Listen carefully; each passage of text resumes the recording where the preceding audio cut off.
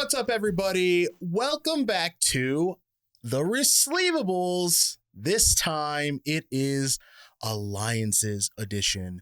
I'm your host, Cedric Phillips, at Cedric A. Phillips on all the things, and I am joined by a very big Alliances fan. It is Patrick Sullivan at Basic Mountain on Twitter. Patrick, we've been going through it.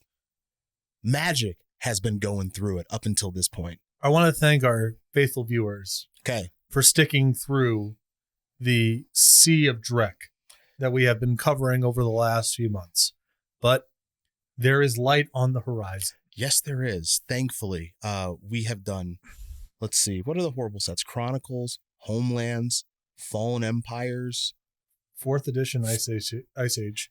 You can grade those differently on how bad you think each of them is individually. Yeah. But as a whole, that's a really rough run. So that's 5 rough sets, most notably the last one that we did, Homelands.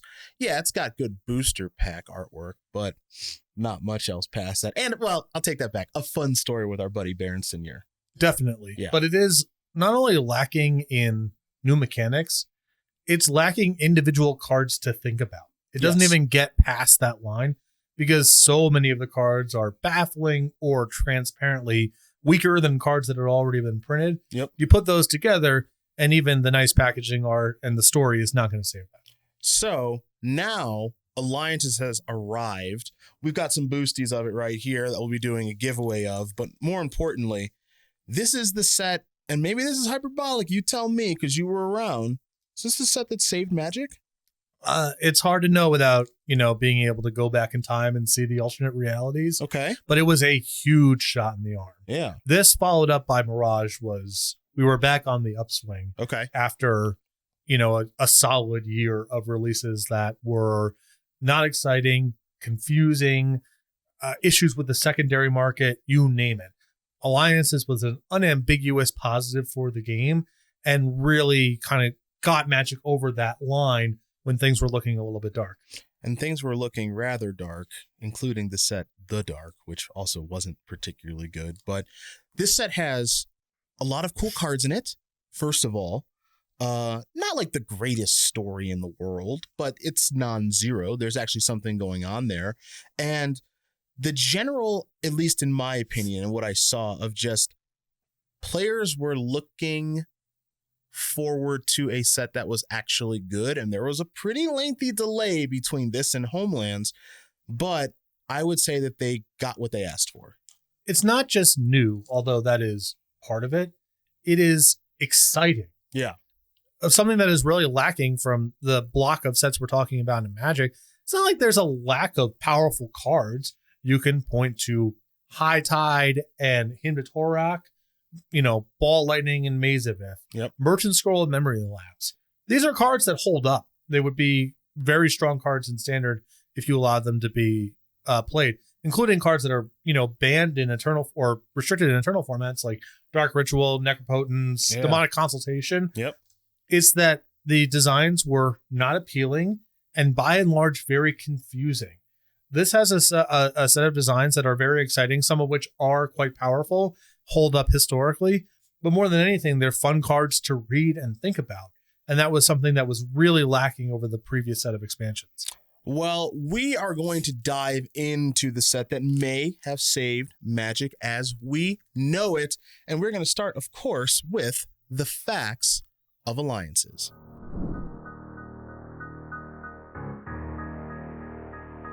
All right, everybody, we are here with the facts of Alliances. But before we get to those, we have to get to the facts of our wonderful sponsor, Tales of Adventure. And the number one fact is that you should be shopping for Magic singles, seal product, and supplies at Tales of Adventure. Their website is toamagic.com, and you can follow them at toamichael on Twitter. They post weekly sales and deals on that Twitter account, so make sure to be following that as well. Use promo code Resleevables at checkout for 8% off of any order, and any order placed in the United States comes with free tracking and delivery. Tales of Adventure, Eternal lives here. Boom. That's where it lives. Thank you to our wonderful sponsor, Tales of Adventure. Now let's dive in to our facts of Alliances with our key fact that it is the 8th Magic the Gathering expansion and is the second set and first small expansion in the Ice Age block. That's not true. Okay. That's under fake news. Yep. We need a subsection of facts. They kind of try to retro-con Cold Snap into the Ice Age block as, I don't know if it was a promotional measure or whatever. It wasn't like anyone was playing Ice Age block constructed in the early 2000s. Yeah, you don't know. Canonically, Homelands is part of the Ice Age block, in my opinion. But if you want to be a corporate stooge, you can kick it out and take Cold Snap in, I suppose.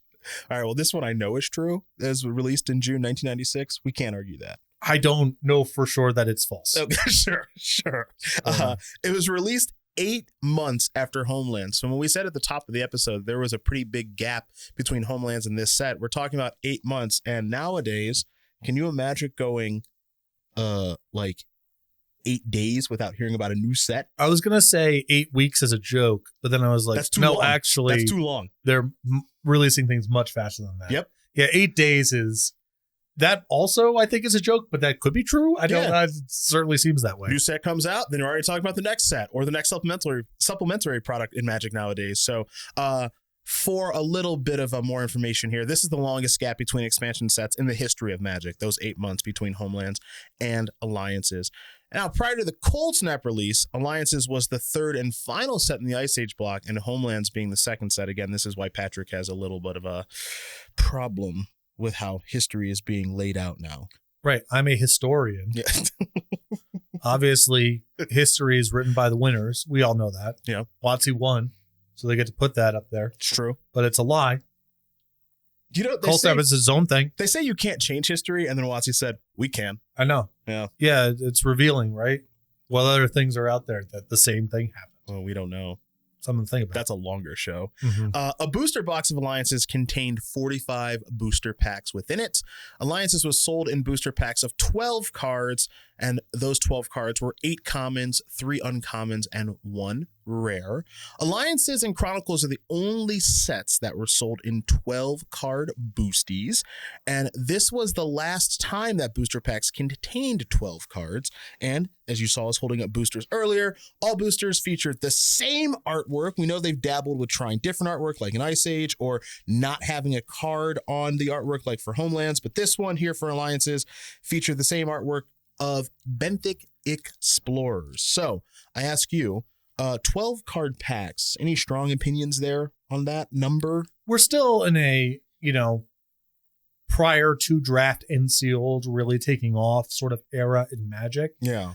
I think the 12 versus 15 cards they're both reasonable numbers. I think limited is much healthier for 15, but if you were optimizing just for constructed, be that competitive, casual, commander, whatever, I think 12 card boosters and removing some of the commons is reasonable. Okay. Alliance is the last standard Magic expansion that was underprinted as supply did not meet demand in many areas. Alliances was highly anticipated after the long wait for the release of Homeland. So again, you were around during this time. You would know this better than I. We talk about jokes of how Homelands might still be on shelves today. Yes.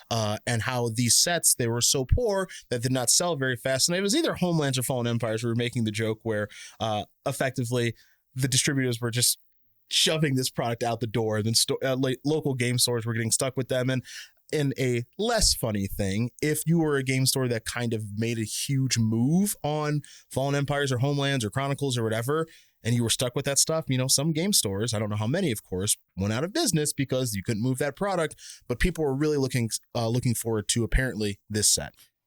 Right, because there's an 8-month gap, but it's not like you went to your store and there was no product on the shelf for 8 months. Let's fill that gap with a little Homeland draft. No problem finding Chronicles, Fallen Empires, Homelands, 4th edition. Unfortunately, all those releases came out roughly a year earlier. Yeah. And the reason that they were available was because they were not desired. Yes. So there's sort of a multiplicative thing going on here of it's 8 months, which is, I think, a long time, just irregardless of the surrounding circumstances. Okay. But also there was so much anticipation for something new because the recent releases were just not popular. 8 months again, that feels like forever. I'm just, again, right now, we're recording this, it's 2023. and it is October. So let's just say November, December, I'm doing the fingers, January, February, March, April, May. The next set of Magic would come out in June. Yeah, it's unfathomable. That's unbelievable to me. It was noticeable to me at the time as a Magic player. Okay. And this is with, a set comes out once every 3 or 4 months, and that's sort of the rhythm of things. Yeah. The way that it was for a very long time. Yep. And even I, a relatively new player in the scheme of things, was thinking, when's the next set coming out? Yeah. Is it over? What are we waiting for here? Well, I also wonder too, because during this time, we're not really living in the internet age. Like nowadays, of course, Magic has like these big like keynote announcements where it's like, here's the plans for the year. And it's like set, supplemental product, whatever. Like you can envision the graph. Heck, maybe the graph is on the screen. I don't know. But this is during like not really the internet age or anything. So I wonder what the communication was where like Homelands is out and it's just like no communication. Right. So do you know if another set is coming out? Like, have they made some sort of announcement where it's like, hey, we got something in the works and it's coming soon? Like, we don't know. Well, you had Inquest and Scry, which were 2 print magazines that were fairly popular at the time. They had articles from competitive players, price guides, more casual focused stuff, whatever. You would sometimes get some advertisements from that circular, but it was nothing compared to the information we're on today.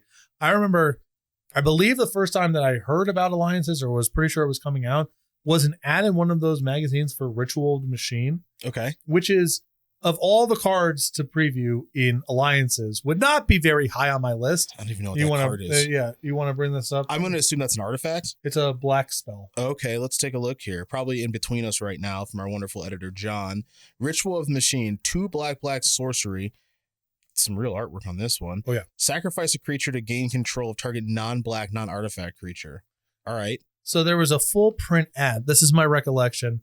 I'm sure our wonderful editors will actually flag this down somehow. Yeah, hopefully. But I'm telling you how I remember it, which was there was a full page ad. It might have been on the back cover, and it showed Ritual of the Machine and the most convoluted board state that I could possibly imagine. Okay. And in a spot where Ritual of the Machine was going to be sick for the person who had it. Yeah, sure. And then it was like, Alliances is coming out. And I was like, okay, cool. That's, again, my memory might be a little fuzzy here. It was a long time ago. But I do remember reading about it in an ad in one of those magazines before or around the time that it came out. Well, that's kind of cool. Yeah. Yeah. Get you at least a little excited. Let's talk about how many cards are in this set. 144 of them. They're all black bordered. There's 55 commons, there's 43 uncommons, and there's 46 rares. Alliances was printed on 110 card sheets. This is the first set to be printed on sheets of 110 cards. We got 55 commons, 40 at C2, 10 at C3, and 5 at U6. We got 43 uncommons, 40 at U2, and 3 at R6. And we got 46 rares. All 46 of those are at R2 on the sheets. Each common card and the 5 uncommon cards at U6 have 2 pieces of art, making collectors view this as a set that has 199 cards.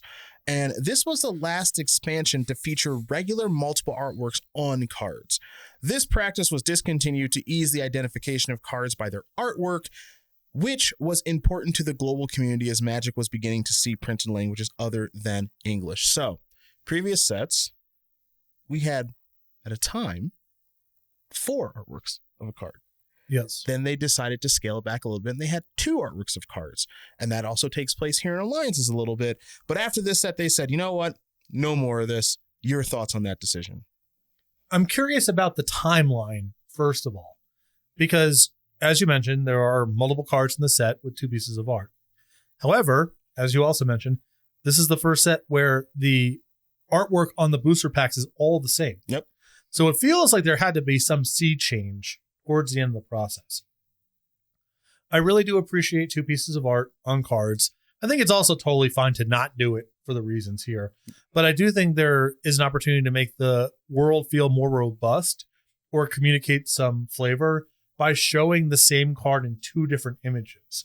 You have Folk of Anhava, for example, is a card that I'm very fond of. 2 artworks. 2 artworks, one of which shows some townsfolk sort of partying and dancing and having a good time. and another one that shows someone who looks like they're on patrol or on watch. Those two pieces of art, I believe, communicate something much more powerful than either art can achieve individually, because it kind of shows you the total sum of everything. But I'm also sympathetic to it's confusing and it's not a great use of resources, and we shouldn't do this. However, I really like having only one piece of art on the booster pack. Okay. I think that's an important step forward, because we're talking about a randomized pack of cards. Having different pieces of art suggests to someone who doesn't know that the art is somehow corresponding to the contents inside the booster pack. Like maybe the Carplusion Yeti Ice Age pack, does that mean that it has Carplusion Yeti in it? Does it mean it has more red cards than the other boosters do? Okay, sure. It is a little bit of confusion there, given that Magic is a randomized product. So I think going to one piece of art, there's no confusion about if the boosters are different or not. Magic starter decks, for example, Commander products have different packaging art and different art on front because the contents are completely different. Yep. It's a confusing thing to communicate with your booster packs. And two, specifically because the boosters are random, it's really dangerous to communicate anything that what's on the packaging art somehow corresponds to what's inside the pack. So one thing that I kind of enjoy about kind of this whole thing we're doing with this show, but thinking about this direct aspect is you would think that, well, they used to do things one way and now they do them another way, right? So the point I'm going to make here is we saw, I believe it was in Fallen Empires, it was like Valdalian Soldier or something. Yeah. I think it was, right? So that set had 4 pieces of different types of artworks, or like you think of the Tron lands, right? From Antiquities, they had 4 different types of artwork. Yeah. Right. Okay. Now they decided, okay, there was some decision that was made that, we're going to scale it back and we're going to have some cards that have 2 different artworks. Like in this set, for example, there's 2 different artworks of Stormcrow. Sure. Right. And a handful of other cards.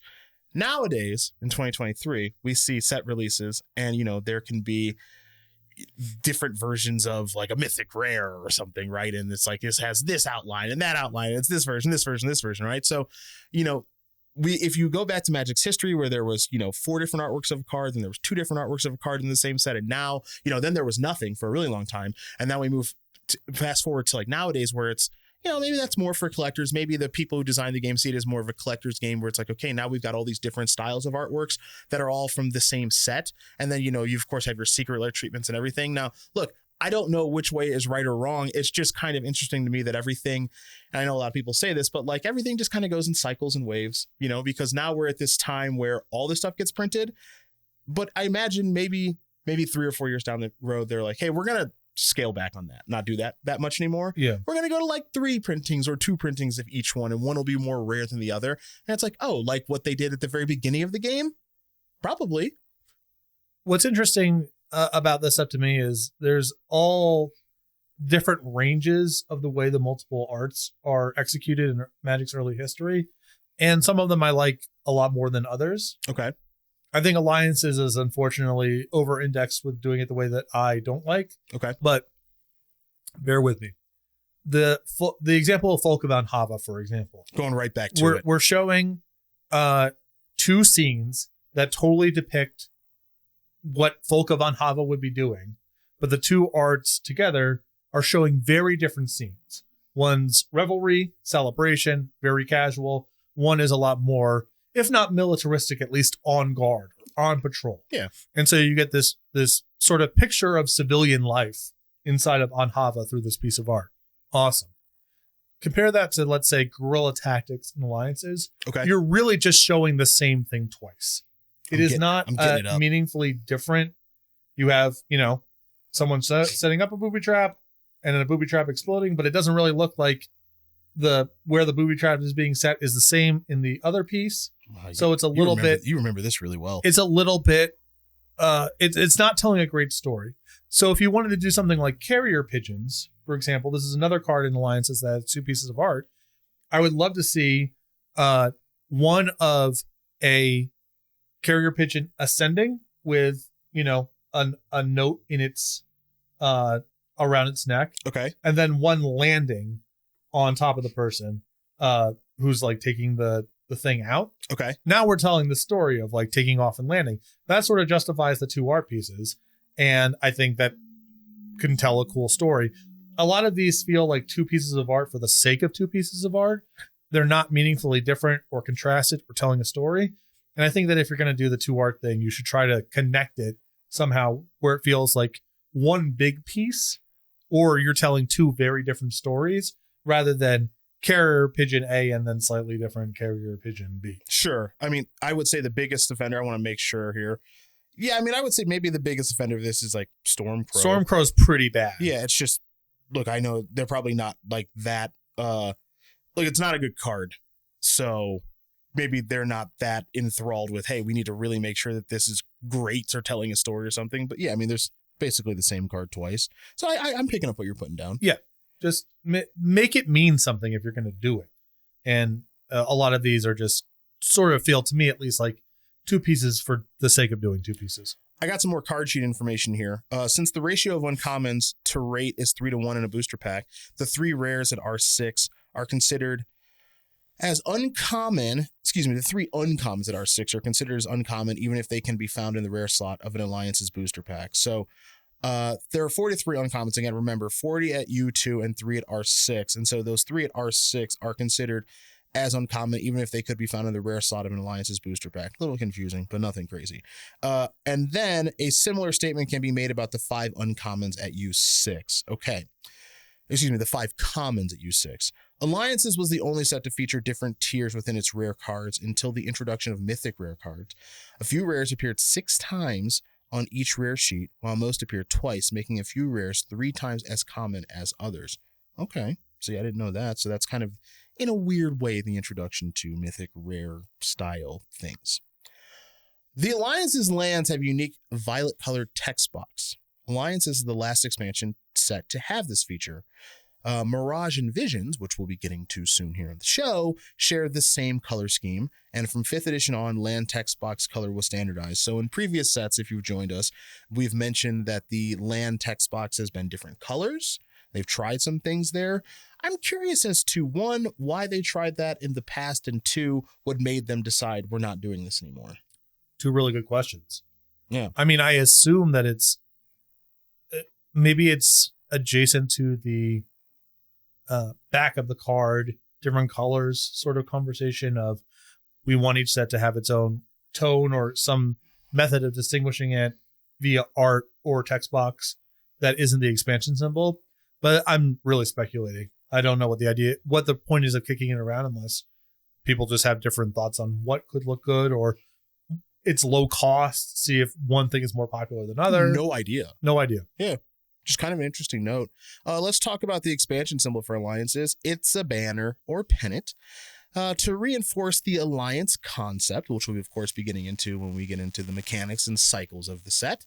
The set was designed by some names you know, Scaff Elias, who was the lead on the set, Jim Lynn, Chris Page, and Dave Petty, and it was developed by Charlie Catrapino, Scaff Elias, William Jokic, Joel Mick, Bill Rose, Paul Peterson, and some guy named Mark Rosewater. His name might start coming up in the show a little bit more. It's interesting. I didn't know that he got his start in development. That's what it looks like. Mark, who's like the very loudest, I'm not a power level person. Yeah. Like, don't ask me about power level. Yeah. That's where he got to start. That's very interesting. Got to start somewhere. The second expansion this year, being Alliances, this is the second one by the East Coast playtesters. The first one was Ice Age. Now, while it was sold as an Ice Age expansion, design diverged from it. For example, the snow mechanic was considered by design a failure, and it was completely ignored. Now, you and I have gone back and forth, I think, a little bit on the snow thing, just insofar as, like, my opinion is conceptually it was like kind of a cool idea. The execution of it was horrible. Well, it's not 100% abandoned in the set. Gargantuan Gorilla, right? There's a couple. There are a couple of cards that have it. A little nod to it, but yeah, essentially abandoned. I don't think it's a very good mechanic. I talked about this a lot in the Ice Age episode. Naturally, there's no opportunity cost. It's just woven into basic lands. Yeah. So how much can you reward someone for playing with snow, and how much can you punish someone who's playing with snow card? It's a very limited band. Yep. Because of just the opportunity cost being very low and attacking people's basic lands not being a thing you want to balance the cards around. I think it's especially rough to continue doing because there are no snowlands in the set. Sure. If you're a lapsed or new player and you open up a pack and you're like, what is a snowland? That's pretty rough. This is a problem. Does it mean a piece of art that has snow on it? Yeah, sure. Or you could ask yourself a lot of questions on what it means. Yeah. So I think Magic is I mean, it's different now because they've moved away from the block structure. But back when Magic was doing blocks, it's very noticeable. They're not trying to give you a card in set 2 of a block that's like, what is going on here? I don't know what this means. Even if they talk about set mechanics, they at least kind of just like work on their own. For example, Affinity is a really good example. Okay. If you started playing at Darksteel, you might not have a lot of artifacts from Mirrodin, but you might have other artifacts in your collection to make the Affinity cards work. Sure. And then you find out that Mirrodin's the previous set and there's all these artifacts. All right, cool. Now I can go start building decks. That's great. This is asking you, did you buy this one set in particular? And even if it's in the same block, I think that's just too big of an ask. The vast majority of the mechanical tie-ins were added in development, including a few Snow Matters cards because the mechanic rated highly on flavor. So there you go. Yeah. They basically threw some in there, and I have some more details on that we'll get to. But here's one I want to point out. At some point, Continuity, which was the department responsible for the storyline, I don't know if that's still there today. It's kind of a cool name for a department, though. Decided that alliances would have a race of sentient gorillas. Because of course they did. It's Planet of the Apes time. Sure. Yeah. The design team thought that this was a silly idea and protested by renaming a bunch of cards in the set to have gorilla in their names. Gargantuan Gorilla, Gorilla Berserkers, Gorilla Chieftain, Gorilla Shaman, Gorilla Warcry. So, I have some thoughts. I'm going to express them now. Oh, okay. I have a thought too, but you go first. Can't you just do your job? Now, look, this is a second set in a row. We had this with Homelands, where they were just like, we don't want to do this, so we're effectively not going to try. You know how I feel like this was done late? There's a little clue here. I might be reading too much into it. Okay. But I've got a little clue that this happened pretty late. Okay. Which is, if you were going to do a set with 6 gorillas in it, yeah, you would probably not also do Guerrilla Tactics. Sure. Spelled entirely differently, not related to the animal, the gorilla. Yeah, sure. It makes me think that someone pressed on this on the last minute and said, cut all the sentient apes. They're gorillas now. And then no one went back and did anything about Guerrilla Tactics. I'm just, they could name that card like Booby Trap or right, whatever. They could change the name of it. Doesn't have to be gorilla. There are other words out there. I'm just saying, like this, I'm getting some petty vibes going on in the office of just like, hey, there's gorillas in the set, and they're like, this is stupid. Oh yeah, we have to? Fine. Here's some stupid cards with gorilla all in their name. And I have some gorilla facts during trivia too, which like, I don't know. Can't you just do the work? Now, last set, you didn't do anything. This time, just do what they asked. I don't understand. It's also pretty rough to rename these in sort of a generic animal way. Like Gargantuan Gorilla. Okay, cool. That could just be a big old monkey. That's not suggesting anything of being particularly intelligent. If anything, the opposite. Yeah. Okay, great. That makes total sense to just turn into an animal. Gorilla Shaman. Like gorillas in the real world don't have shamans. That's a job. Hey, that's an assumption. All right, that's an assumption. I'm stretching a little, but it is weird to call a gorilla shaman. Sure. What on earth does that mean? Yeah. So again, now looking back on it, armed with this information, which I had not heard before, you can find the little clues sewn in that this was kind of last minute. Yeah. And a source of conflict, let's say, between a couple of parties. Maybe still unresolved. Yeah. Who knows? Those are the facts of alliances. Again, Magic's 8th expansion. And a member of Ice Age. Is that? Yes. Yes. Okay. It calls, you can't even argue with alliances because it calls out Snowland and cumulative upkeep. It does. Homelands is the outlier if you want to like go down that road. But alliances is definitely part of Ice Age. Well, I only get to go down this road so many more times. Tone, spirit, name, mechanics. It's part of the block. All right. Well, We're going to take a short break, and when we come back, we have some flavor and storyline to go over. Now, I'm going to tell you now, it's not as good as our tale about Baron Seigneur, but there are some minor interesting things that did happen here. So we'll see you back here for that in just a sec.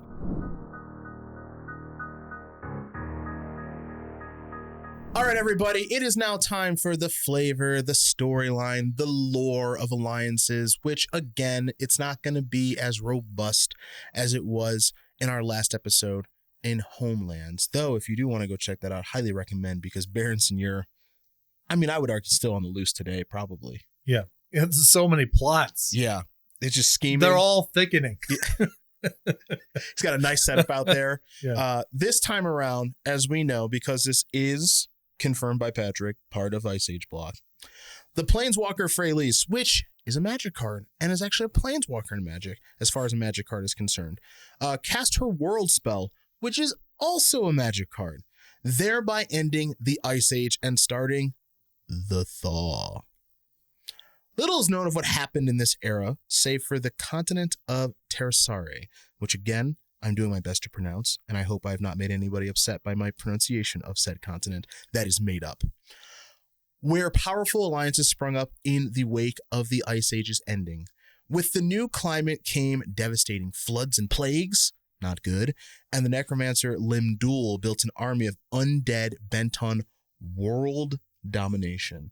Very Baron Seigneur-esque. Yes. Though the Baron, I think, liked to operate kind of alone, and then kind of trick you into working for him. Right. More behind the scenes, pulling strings and forming alliances and setting people against each other. Limdul, much more sort of straightforward, militaristic sort of villain. Just raising bodies, and then they're going to go kill stuff for me. Fine. An alliance was formed between races to defeat Limdul and his army, and after Limdul's defeat, Keldor and Bolduvia came together as the Kingdom of New Argive, while the elves of Findhorn migrated to their new home of Yavimaya. See, those are all things that we've said. Findhorn elves, Yavimaya Coast, Bolduvian Horde, and Keldor Outpost. These are all places that we know because they're on the cards. The Thaw was a time of great upheaval. Only some areas of Terrasare, including the Kingdom of Almaz, were unaffected by great floods which destroyed vast stretches of the continent, splitting it into a bunch of large islands. Disease flourished due to the higher temperatures, and plague spread across the southern part of the continent, especially in the city of Krov. The machines of Soldev rose up against their masters, destroying the once great city and scattering its people. And shortly after the world spell, the Cult of Rimewind, which you can find in Cold Snap quite a bit, led by Haidar, which is a card, and you can find that one in Cold Snap as well, if memory serves, tried to halt and undo the Thaw with their ice magic, but ultimately failed due to the alliance of the New Argive and Yavimaya, as well as treachery within their own ranks. Following the conflict, New Argive's control over the continent was secured, the Order of Stromgald was finally defeated, and relative peace reigned in Terrasare until the apocalypse. Bum, bum, bum. We're going to get to that set in like 7 or 8 months from now. Yeah. But I'm excited for that nonetheless. It's a certified banger. So basically, here's the short version of what happened.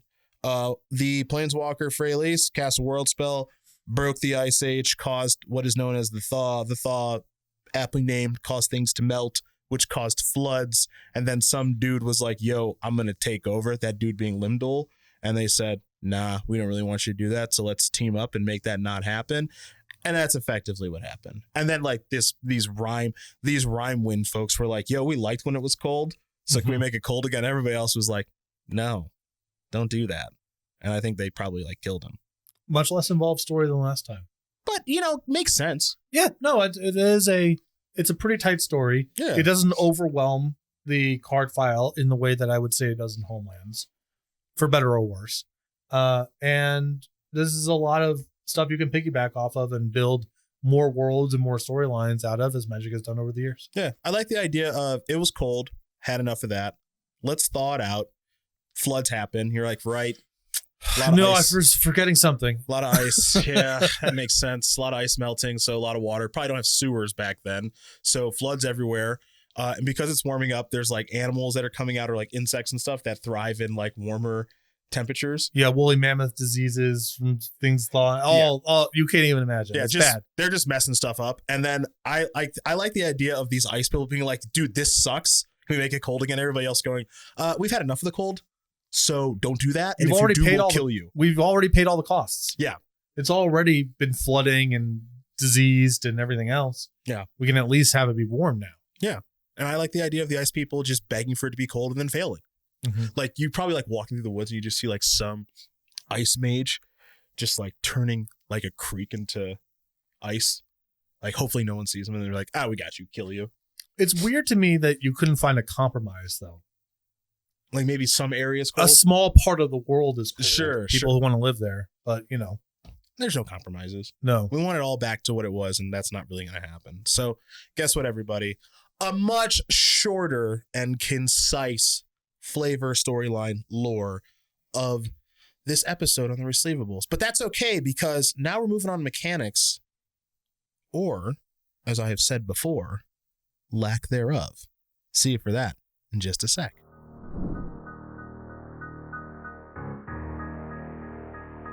All right, everybody, we are back now for the mechanics of alliances, or, as I said before the break, lack thereof. And I say that because alliances introduces no new keywords. Boo. 8-month gap, no new keywords. But it's revealing, right?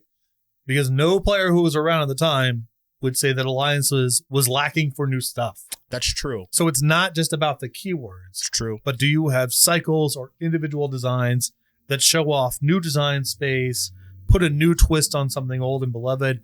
And through that lens, alliances is great, even though no keywords. Now, alliances did introduce the alternate cost mechanic, popularly referred to as pitch cards.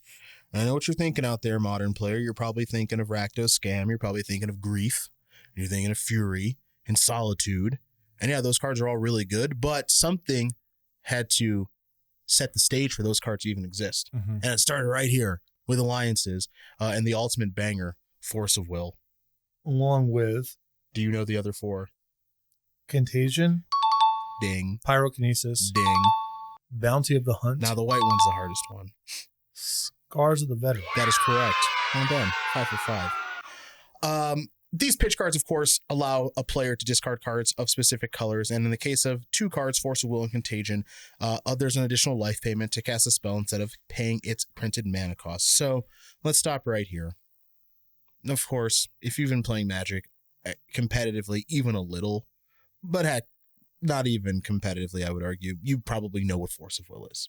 Mm-hmm. Right. The other ones in the cycle, maybe you don't know as much about. Contagion, Scars of the Veteran, Pyrokinesis, Bounty of the Hunt. I actually don't even know what Scars of the Veteran does. I think it prevents up to 7 damage to a creature. I don't know if it's like you can spread it out or if it's single target or something, but I think it prevents damage to a creature. I don't recall for sure. 4 and a white, instant. You can exile a white card instead of paying the cost. 7 is correct. Prevent the next 7 damage that would be dealt to any target. This time. Oh, okay. Okay. If it's a creature, put a +0/+1 counter on it for each 1 damage prevented this way at the beginning of the next end step. Yeah. No way it can happen right away. Absolutely not. Well, I think there you have this and you have Bounty of the Hunt. Yeah. Which is sort of the inverse of this in a way. I'll let you get that up. I know it's already up on the screen. Yeah, let's get up the old green bounty here. Sorry, I just went by the gorilla section. 3 GG instant. You can exile a green card from your hand instead of paying its mana cost. Distribute 3 +1/+1 counters among 1, 2, or 3 targets. For each +1/+1 counter you put on a creature this way, remove a +1/+1 counter from that creature at the beginning of the next cleanup step.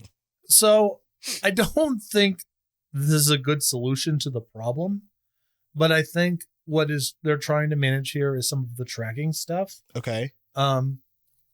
So with Bounty of the Hunt, for example, I believe this is the first card in Magic's history that allows you to pump temporarily and split it up. Okay. And the +1/+1 counters and then remove them essentially right away is them trying to track. It's a little confusing sometimes. The board's really cluttered and you got some stuff and I've got some stuff. What are actually the size of things that have been bountied if you're just trying to track it in your memory? Okay, sure. So some visual clue.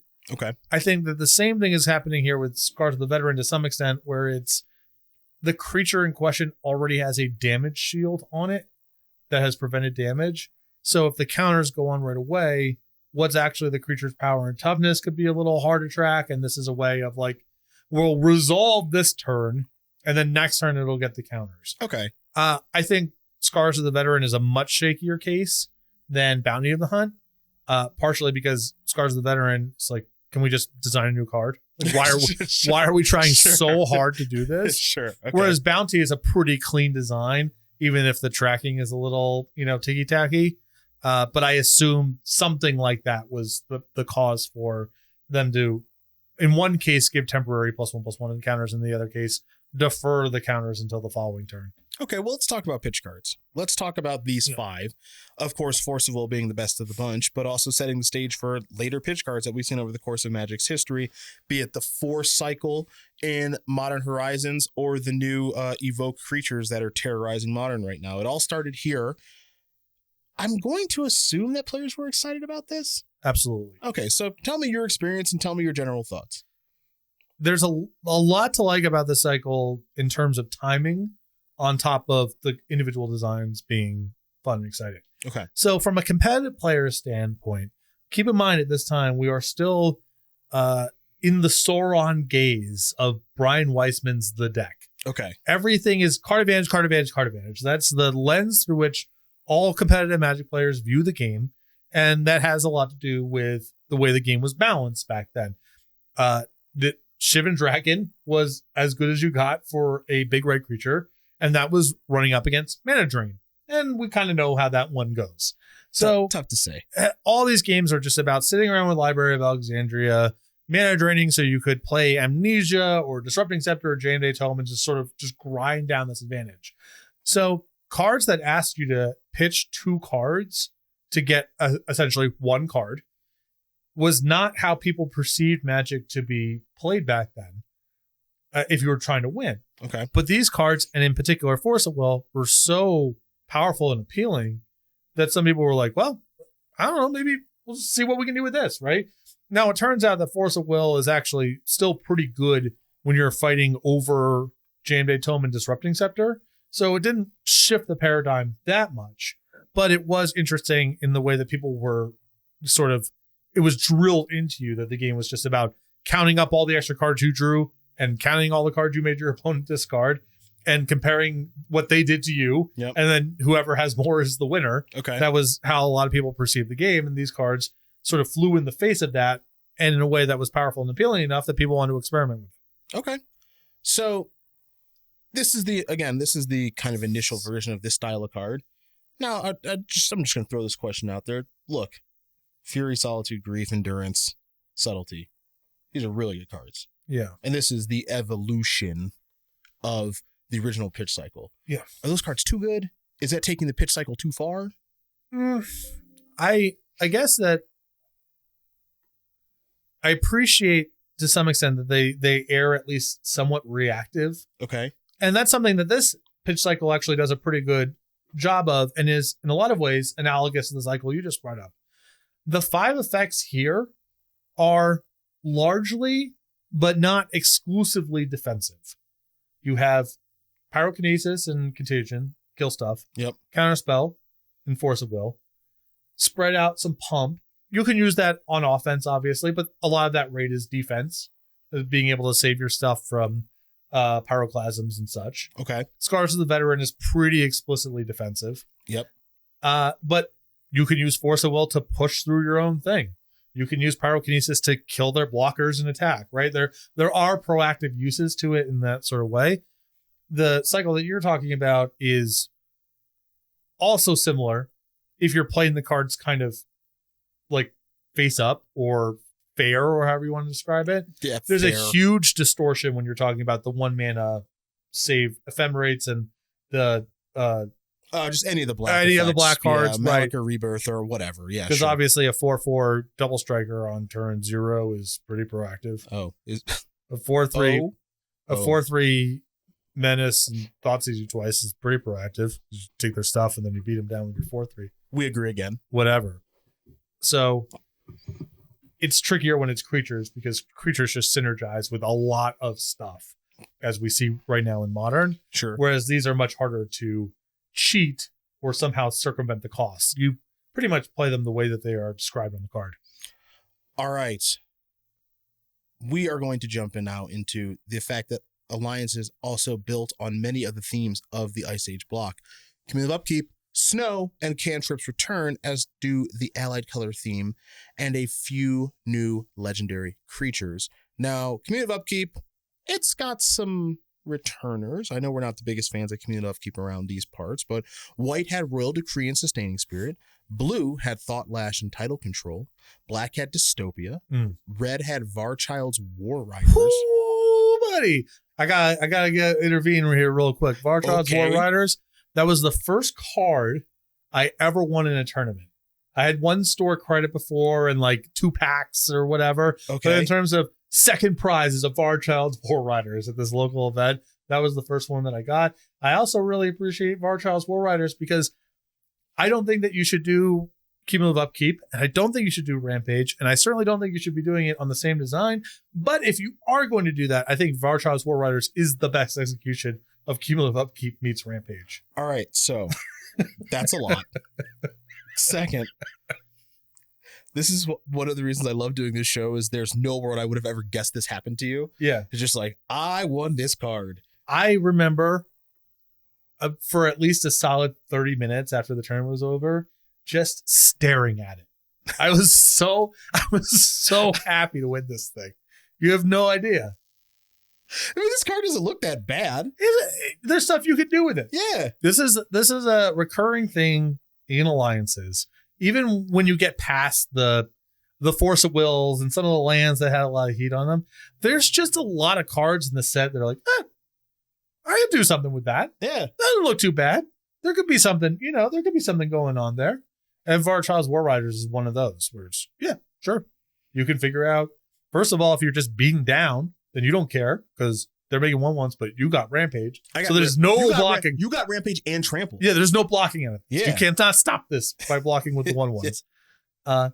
And maybe there's some ways to take advantage of the fact that your opponent has 1/1 token. Sure. You can Varchild's War Riders and then balance or whatever. Ooh, There's yeah. just, Oof. I built a lot of Varchild War Rider decks. I can tell. Most quite bad. Sure. But it's at least interesting. It's one of my favorite kinds of designs where you can just kind of play it the way that it is and it works more or less. Okay. But if you wanted to go a little bit deeper and explore a little bit, there's definitely some synergies that you can turn on. Green had 3 Cumulative Upkeep cards in Splintering Wind, Tornado, and Yavimaya Ants. Yes. Another hitter. We're going to get to the snow aspect of things real quick. There's only 4 cards that really reference snow in the set. 2 of them are blue in Storm Elemental and Viscerid Drone. One of them is in green in Gargantuan Gorilla, and one of them is in gold in Winter's Night. So, want to give a quick shout out and acknowledgement to Yavimaya Ants as well. Okay. That was a way that everyone at the local game store knew that they were not messing around with this set because this is coming off the heels of Hungry Miss Alliances. Okay. So we're coming off of a set where you get 6/2 for 4 upkeep green end of text. Yep. And now we got upgraded to 5/1 haste trample and cumulative upkeep of green. But it's not like this thing was going to stick around for a bunch of turns anyway, because either it's dead or they're dead. So now I just have a random thought. Mm-hmm. This is completely made up, and I have no idea if it's true. So the last set, Homelands, that had Hungry Mist in it, that was designed by 2 people who we may never hear from again, right? And then the East Coast playtesters did not want to work on this set, but the East Coast playtesters made this set. Is this a shot at Hungry Mist? Did they just go, okay, fine, we're gonna make a better Hungry Mist, let's go? This is not all kidding aside. This is some suggestion that it's an inside job. Because it's so similar. It's the same card. It's so similar, like green 2, upkeep, green, super front heavy stats in a way that green typically doesn't get.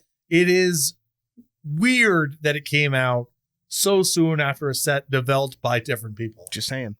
That's all I'm saying. Yeah. At some point, I would love to get an opportunity to interview Rosewater about, just like his impact on Magic and his history. and just be like, all right, my first question is, you have my ants, inside job or no? Yeah, you can ask him. You can ask him any question before you answer. Don't act like Don't act like you don't know what I'm talking about. Yeah. Because you absolutely do. That's right. Was job my ants and inside? Just job. tell the truth, Mark. That's all. Now it's time to play every Magic player's favorite game. Alliance has introduced the following creature types in this expansion. Let's get the scoreboard ready. The counters here. Not a ton this time around. Here we go. Aesthir. I don't know if that's how you pronounce that word. Come on. Later changed to bird. Can you give me the spelling of the word that? Aesthir. How would you pronounce that? I don't know, but the spelling might help. Okay. Is it Stormcrow? It's wild Aesthir. Okay. It's in the name. I'm gonna get crushed. Yeah, I think you're right. But actually, okay, you have hope here. Bird. What do you mean bird? That's the creature type. Later changed to Not just anything, introduced. just bird. Stormcrow. Yes. Bang.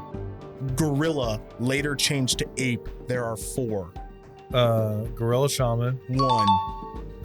Gargantuan Gorilla. 2. Gorilla Barbarian. It starts with a B, but it's not a barbarian. Think angrier and out of control. Berserker. Yes. I don't have it. Okay, I'm gonna give you a hint. Leads the gorillas.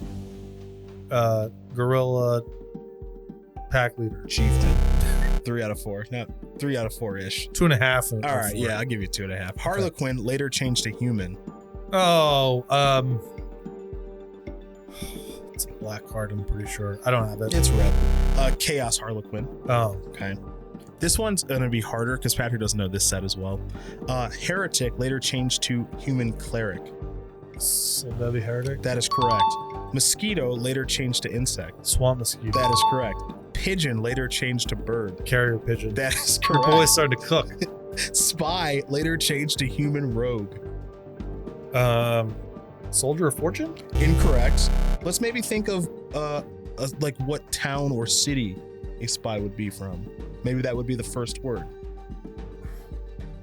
Once you give me a hint, just tell me. Stromgold spy. Okay. Starfish. Oh, is it Spiny Starfish? That is correct. Swarm. Deadly Insect? No. Have my ants? Correct. Okay. Tactician later changed to human advisor. Soldier of Fortune? Incorrect again. You really want that one to be something. Tell me, what's Soldier of Fortune's creature type? Okay, I'm gonna check. The answer is seasoned tactician for this one. Okay, Soldier of Fortune. Tell me Soldier. I believe it's a human. Okay. And then the last one, my computer just died, but the show must continue. It was okay, look, the answer was what's the stupid 3/4 that you like? The War Beast? No, the War Child. Varchild's War Riders. Yeah, okay, so that was the answer to the last one. Okay. But my computer screen, you can say, boom, it literally just died. So guess what? Good news. That was the end of the mechanics section. So, little recap here for you. Cumulative upkeep, back-ish. Snow? There's a nod to it. Yeah. And snow is acknowledged. Yes, that's perfect. Referenced, acknowledged, but hard to say if it's actually in the set. But most importantly, Alliance has brought us pitch spells in a pitch cycle, which still lives on in Magic today. And look, I don't know where the pitch cycle is going to go from here because, again, we started with the Force Will cycle. We moved to the Force cycle in Modern Horizon sets like Force Negation. That's the big one. You can even back up further. There's the Commandeer cycle. I always forget about that one in Cold Snap because that one's so expensive. Right. And none of them are really particularly good. Yeah, there's Allosaurus Rider, which is like some combo applications. Yeah. And the Commandeer is like very edge case kind of card. Soul Spike, which is more so used in combo decks, but poorly. There was the white one, which was the Wrath Sunscour. Yeah. And then there's the red one, which I do not remember what it does, which is actually kind of it's probably like a Winds of Change. Shovel your hand. I think you're probably right. Actually, it's probably right here between us. I have no idea though. So we do the original one. We do the Cold Snap one. Good call. I forgot about that. We do the Force cycle, which was basically again just Force Negation and Force of Vigor. That one's really good too. And then we have the latest evolution of the pitch cycle with the pitch elementals. Look, I don't know what's going to happen next with this cycle. It is crazy to me to think that it's not crazy to me to think they could do it again. It's crazy to me to think what would be the next iteration of this. Well, there's also a bunch of sort of descendants of the design. It's not exactly pitch, but you can look at the pulverized designs in Mercadian Masks. Yeah. You also have the Reverend Silence designs in Mercadian Masks. Those are Nemesis, I think? Yes. Like same block? Yeah. But okay. you have the same. You have one which is alternate cost, like pulverized, I guess they're all in the alternate cost space. Yeah. But it's not pitching another card. It's if condition is true, looking at your basic land somehow, whatever. Okay. Then you go to the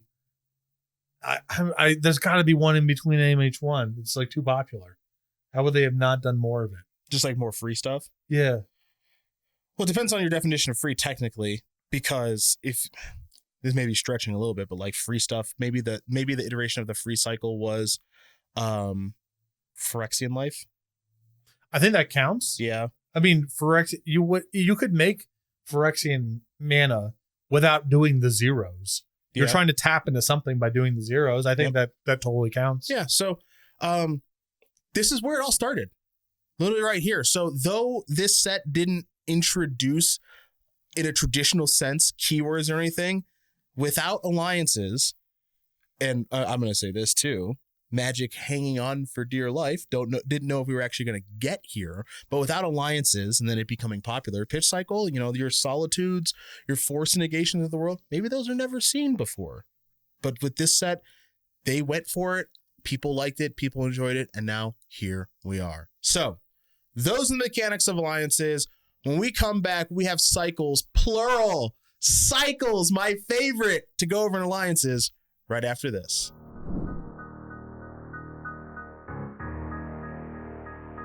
All right, everybody, we are back for the cycles portion of our alliances episode. And the reason I got so excited is because it feels like a minute since we've had some cycles to talk about. And I like cycles. So let me be me.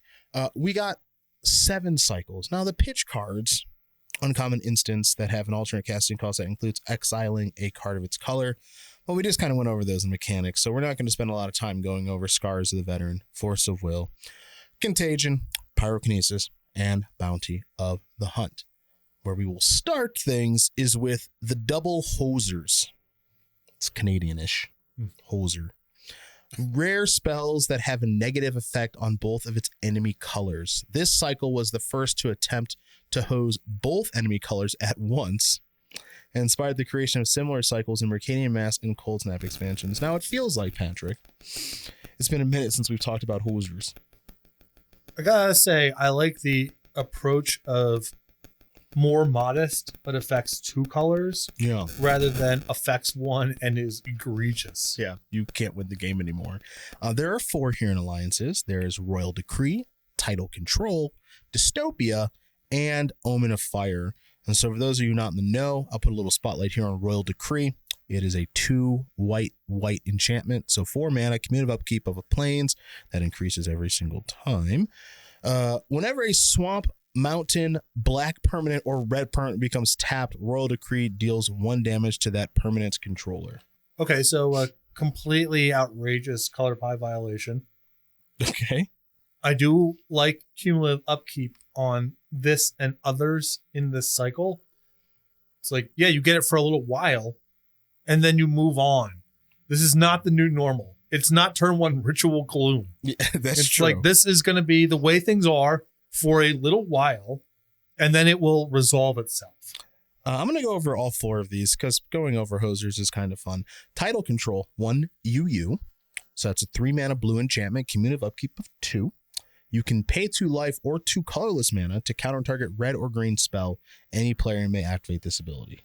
Yeah, that's Berserk. Only hidden by the fact that blue had so many busted counter spells that you didn't have to go that far. Still just better to mana drain their spell. But that card's like very, very strong and no one knows about it. I've never heard of that card in my life until now. Now, as you mentioned, because of the cumulative upkeep, the game will continue. Eventually, we move on with life. Yes. Thank God. Presumably. Dystopia, 1 BB, so 3-mana enchantment, commune of upkeep, pay a life. At the beginning of each player's upkeep, that player sacrifices a green or white permanent. Yeah, this is really hard to beat. It's really good against green and white creatures. It's also very good against Circle of Protection black. Ooh, an answer. Yeah, this card had quite the spotlight on it in Standard, or the equivalent of Standard at the time when the set came out. And then there's Omen of Fire, 3 red instant. Return all islands to their owner's hands. Each player sacrifices a plains or a white permanent for each white permanent they control. Jeez. This is just not a red card. Yeah, this is not even close to a red card. Just sunder all their islands and then edict away all their white stuff. This is a Dimir card, basically. I mean, whatever. This is doing it the wrong way in that it's not a cumulative upkeep. Eventually, we move on with our lives, sort of a deal. Okay. But it is at least weak enough that it doesn't matter that much. All right, so hosers, or as I've been saying it, hosers, are sort of back.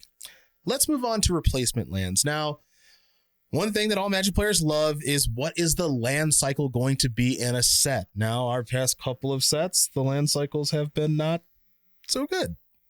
This set, not so bad. We have replacement lands, rare lands that are sacrificed when it enters the battlefield, unless you sacrifice a basic land of a given type and have a mana ability that produces mana of that land's type and another activated ability. So I, in our pre-show, was going to go over these 5 with this guy over here, and he stopped me. He said, no, I want to name them during the show. So go ahead. Name all 5. Jeldorn Outpost. That's 1. League of the Dead. That's 2. Balduvian Trading Post. Trade post. Yeah, that's 3. Soldevi Dig Site. Close. Soldevi Excavations. Mm-hmm. Party Avamaya. You have gotten technically all 5 correct. So first of all, bravo. Second of all, when I was a young Cedric, and I remembered seeing decks that did well back in the day, I remembered seeing, I pronounce it Keldorn Outpost. I believe the J is silent. You pronounce it Keldorn, or however I feel. It doesn't. I mix it up. Look, I'm not saying who's right or wrong because I don't know, and also these are made up words, but Keldorn Outpost. I looked at that card and I was like, this is the coolest card I've ever seen in my entire life. It is. Just churning out dudes. Mm-hmm. And I can do it anytime I want to. Now, the Outpost might be on the screen right now. Comes into play, sacrifice a plains or bury the Outpost. It taps for a white and enters the battlefield untapped. And then you can pay 1 and a white and tap it to put a soldier token into play, treated as a 1/1 white creature. This used to be in the Vintage Cube. Really? Yeah. It got outmodded. They got some old timers like me working on it then. Yeah, it's not powerful enough to make it nowadays, but it was kind of cool that it was like floating around or whatever. What are the rare lands we're gonna put in there? It's like, well, obviously Jeldorn Outpost. Yeah, that's number 1. I remember also Lake of the Dead. I have played with in Vintage Cubes. That one comes into play. When it comes into play, sack a swamp or bury Lake of the Dead. I do miss the use of the term bury. Yeah. It's a real humdinger for us old school gamers. You can tap it for a black, or you can tap and sacrifice a swamp to add 4 black mana to your mana pool, which is an outrageous amount of mana. I say all this to say, this cycle's cool. It is cool. I think 4 of the 5 I really love as designs and names. 1, not so much. Okay. So your point about Jeldorn Outpost and like really loving it as a kid, and these were really popular. I think part of it is there's a feeling with these cards that you made a building, because it's like it's like upgrading. It's kind of like a Sim City feel to it, which is just really awesome. Okay. Like, it's not just random mechanics, even though these cards are very mechanical. Okay. It's the feeling of, I have turned this mountain into a trade post. Okay. I built it, right? Yeah. That's awesome. The one in the cycle that I don't like is Lake of the Dead. Okay. I don't like the fact that all the other 4 have names that suggest it's like a place or part of a city or a town or an area. which adds to the feeling of I built this. Okay. Like I'm a Geldor and I made this outpost. Lake of the Dead has none of that. I also really like that the other 4 in the cycle are basically, it's just plains but better now. It's just forest but better now. It's the same thing you had before, except now it has an extra ability. And Lake of the Dead is like, okay, if you want, you've already sacrificed land. If you want to do the thing this card does, you have to sacrifice another land. Sure. Okay. So that element I don't like of it. Okay. I even with Lake of the Dead, you could talk to me, because some of these are sacrifice a land and they tap for 1, sacrifice a land and it taps for 1 in a colorless, but the land had to be untapped. Yep. If Lake of the Dead tapped for what required an untapped swamp and tapped for BB, and you could tell yourself, oh, okay, well, I just upgraded my swamp. Now it taps for BB. Yep. That would get it over the line for me. Okay. It's just like, it, in my opinion, it would be nice to have a little something to help, sort of convince the player like, oh yeah, I just made my thing better. Yeah. It's lacking that a little bit. Now, Lake of the Dead is busted. It's outrageous. I'm not saying this card has room to give. You would have to change the design in some ways, clearly. Yeah. But that's the one of the 5 that I kind of, the other 4 are such home runs for me in terms of their feel and their name and all of it. And Lake of the Dead is a little bit of a mess, but on balance, just an awesome cycle of cards. We have the common allied color ability spells up next. Each of these common spells gives you a benefit for playing one of its allies. Except for Keldoran Pride, they all benefit the previous color in the color wheel. So the 5 of them are Keldoran Pride, Soldevi Heretic, Phantasmal Fiend, Agent of Stromgald, and Undergrowth. I'm going to give these a little once over here. Keldoran Pride. By the way, all of these have 2 different artworks, which I thought was kind of interesting. Keldoran Pride is it's an aura enchant creature. Enchanted creature gets +1/+2, and then you can pay 2 and a blue to attach Keldoran Pride to target creature other than enchanted creature, so you can move it around. Awesome. Yeah, that's not bad. That's a really cool design too, because it's like it feels very white, but the activated ability makes it feel very blue. Yeah. But you could just play the card as a white card if you wanted to. It's not demanding you to be. That's awesome. Soldevi Heretic, 2 and a blue, so a 3-mana 2/2 human cleric. You can pay white and tap it to prevent up to 2 damage to any creature. Target opponent may draw a card, and by may we mean they will. Yeah, so this is where the cycle doesn't work, because that card's more powerful in mono blue because you can't accidentally activate it. Yeah, sure. So, oops. Phantasmal Fiend is 3 and a black, 1/5 creature illusion.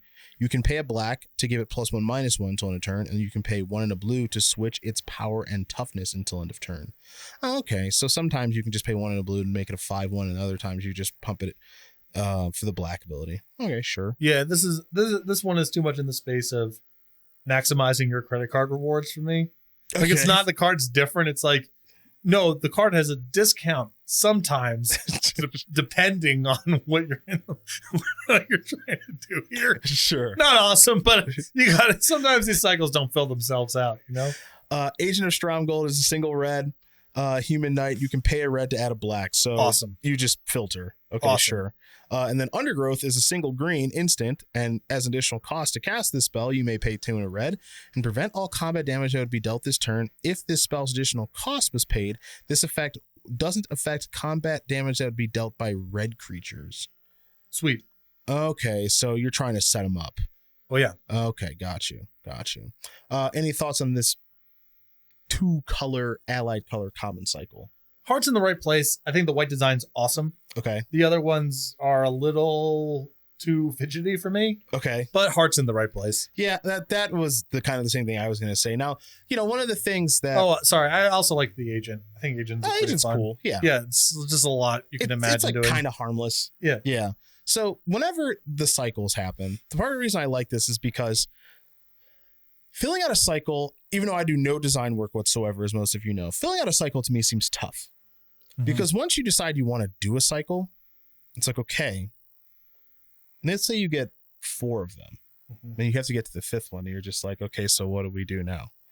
And, Undergrowth doesn't feel like part of the cycle, but technically it is, because it is green plus an allied color, which is red, of course. And so one of the things I always just find really interesting about going through the cycles portion of sets is sometimes you can tell where they're just like, God, we need a fifth one. Does anyone have any ideas for a fifth one? Anyone? Well, I think the blue-black one is the biggest offender of that one by far. Okay. Because it's just not even a different card. It's just paying mana different ways. Sure. That one's pretty rough.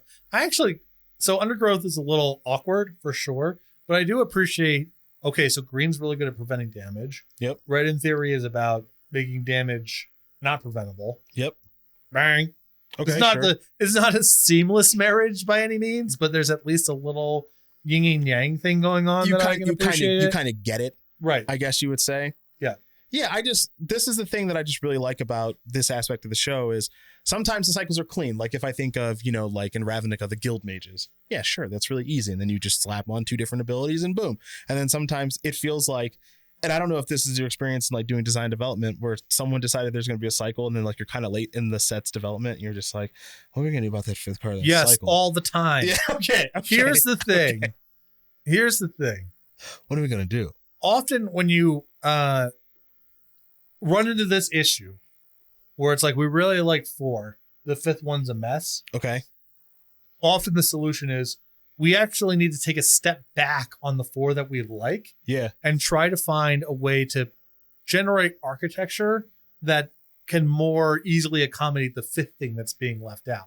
It's not that the 5th one is necessarily a problem. It's the other 4 are absorbing too much of the space, or there's some color pie issue with the thing they're doing doesn't really make sense as the 5th thing, whatever. Okay. Unfortunately, most designers that you talk to, if you're like, yeah, I think we need to change the 4 that we kind of like to make room for the 5th one. Okay. They'll be like, no, you just got to figure something else out. Yep. But everyone really likes those cards, but they're going to be rares. Yeah. I just get really stubborn about it. Preview article about it. What are you going to make me read it? It's all that. Yeah. Right. So that, yes, I've run into this problem myself, as you can tell. I definitely could tell. Often, if you run into this problem yourself, usually it's actually worth taking a step back on the pieces that are working and see if there's a way to make them a little bit wider or not absorbing so much space or whatever the thing is, so you can slot the 5th one in somehow. Let's go to our next cycle here. It's the uncommon allied color ability spells. Each of these uncommon spells gives you a benefit for playing one of its allies, except for Juniper Order Advocate. They all benefit the next color in the color wheel. Okay, so let's go over the 5 real quick here. They are Juniper Order Advocate, Viscera Drone, Bolduvian Dead, Primitive Justice, and Nature's Chosen. Now, we'll start with the Order Advocate. It is a 3-mana, 1/2 human knight, 2 and a white. As long as Juniper Order Advocate is untapped, green creatures you control get +1/+1. Okay. Cool. Viscera Drone. It is 1 and a blue, so 2 mana, 1/2 Hominid Drone. I can't wait till I get to my Viscera trivia for you guys, by the way. Very exciting. You can tap it and sacrifice a creature and a swamp to destroy target non-artifact creature. It can't be regenerated. And you can tap it and sacrifice a creature and a snow swamp to destroy target creature. So it doesn't have to be non-artifact. It can't be regenerated. Okay. There's a little nod to the snow ski. Yeah, that sure is a blue card. Yeah. You gotta, just because you're like, yeah, it's a blue-black card, it sacrifices swamps. You can't just make blue Viscera. It's got some swamps laying around. Boom! Like what story? What story is being told? Well, I bet this Viscera costs a lot. That costs 2 mana. Yeah, that's 2 mana. You got some thralls laying around in some swamps, and you're just machine gunning stuff. Yeah, talk about a card if you and your friend have been playing Magic for 2 weeks that you are not beating. Yeah, sure. That card is lights out. Bolduvian Dead is 3 and a black, so it's a 4-mana 2/3. I do like that this dead has a mustache. I don't know if you can see that man in the middle. Recently deceased. Yeah. You can activate for 2 and a red, exile a creature card from your graveyard to create a 3/1 black and red Graveborn creature token with haste, sacrifice at the beginning of the next end step. The original maker of Spark Elementals. Very cool. Yeah, that's cool. Okay. Sure. Primitive Justice, 1 and a red sorcery has an additional cost to cast this spell. You may pay 1 and a red and or 1 and a green. So you can pay 2 mana twice, any number of times. Okay. Destroy target artifact. For each additional 1 in a red you paid, destroy another target artifact. For each additional 1 in a green you paid, destroy another target artifact, and you gain a life. Wow, is that card not worth the words? So that's a lot of work. You know what this is? This is what we like to call OG kicker. Well, it's OG multi-kicker. Yeah, that, actually. Yeah. This is multi-kicker. Okay. What was that one? Or like OG replicate? Kind of Maybe. Kind of that. It's sort of weird to do just another Shatterstorm in the set with Gorilla Shaman. Maybe. I guess that card's better against big stuff. And then we have green for Nature's Chosen enchantment. It's an aura. Enchant creature you control. You can pay 0, untap enchanted creature. Activate only during your turn and only once each turn. And then tap enchanted creature. Untap target artifact, creature, or land. Activate only if enchanted creature is white and untapped and only once each turn. Okay, I don't like this card at all. I got to be honest with you. I stopped listening. Yeah, that's fair. I was not enjoying reading it. So here's another example, I think, of, we're going to make an allied color cycle, this time uncommon. And these 5 cards don't really relate to one another. Correct. Right? But it's a cycle, sort of. You would think the red-green one would be some sort of like shatter and destroy an enchantment. Maybe. Card, right? You can just multi-kicker, shatter, or if you paid green, you can blow up an enchantment instead. Seems a little bit smoother than that monstrosity. I would agree with you that you would think that would be the case. But whatever. But here we are. Not important. Heart, again, I would argue in the right place. Pretty rough designs. I've got some uncommon gold spells here. These uncommon multicolored spells that require 2 mana of allied colors to cast, which means these are definitely not going to be related to one another. The 5 cards for our fun graphic is Energy Arc, Limdul's Vault, Limdul's Paladin, Surge of Strength, and Nature's Blessing. So we begin with Energy Arc, white and a blue, instant. Untap any number of target creatures. Those creatures neither deal nor receive damage in combat this turn. Okay, sure. So I untap my squad, I block your creatures, they don't die, and they don't kill anything. This is the second fog, but maybe you can get funky with it. The set with the green-red one. Yeah. Limdul's Vault, a card I've played before. I'm going to read the card, not the Scryfall Oracle text.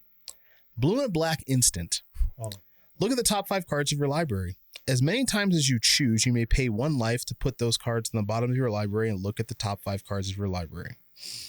Shuffle all but the top 5 cards of your library. Put those, is that a semicolon? Yep. Put those 5 on top of your library in any order. Effects that prevent or redirect damage cannot be used to counter this loss of life. Okay, so what effectively this card does, you still awake over there? Oh, I was just breathing it in. No, okay. The other one I tuned out. This one I wanted to pay attention to nothing. It's like meditating, basically. So effectively what this card is blue and a black. Look at the top 5 cards of your library. You can rearrange them if you'd like to, if you like them. If you don't, you can pay a life and then look at the next 5 and then rearrange those to your liking. It's good for combo decks, sort of. Yeah, I think this is a lost opportunity to do a little bit of a nod to cumulative upkeep in that you could have made it go pay 1, pay 2, pay 3, pay 4. Ooh. Instead of pay 1 each time. I don't know. How do you word that on the card, though? Look at the top 5. You would have to basically look at the top 5 cards. You may either shuffle the rest of your library and then put the 5 on top in any order, or put them on the bottom and look at 5 new ones. And then for each time you do this, pay 1. I don't know. That's hard. Yeah. Right? Yeah. It's hard to figure out how you word that on a card. Right. Yeah. Because cumulative upkeep is compressing so much text. Yeah. And if you're doing it not like on an instant that's on your upkeep, maybe it just doesn't fit. I like the idea, but I don't know exactly how you'd word it. And we like to, or at least I do, I like to make fun of the fact that the cards are so wordy back in the day. And so the text is smaller. But yeah, I mean, I like the idea of a card. I just don't know how you're supposed to do it. Limdul's Paladin. I think this is red-black. Oh, yeah. Okay, so here we go. This one also has a lot of words. Let's take a look. 2BR03, Human Knight Trample. At the beginning of your upkeep, you may discard a card. If you don't, sacrifice Limdul's Paladin, draw a card. Whenever Limdul's Paladin becomes blocked, it gets +6/+3. Okay, so it becomes a 6/6. And whenever Limdul's Paladin attacks and isn't blocked, it assigns no combat damage this turn, and defending player loses 4 life. Okay. So this is really weird.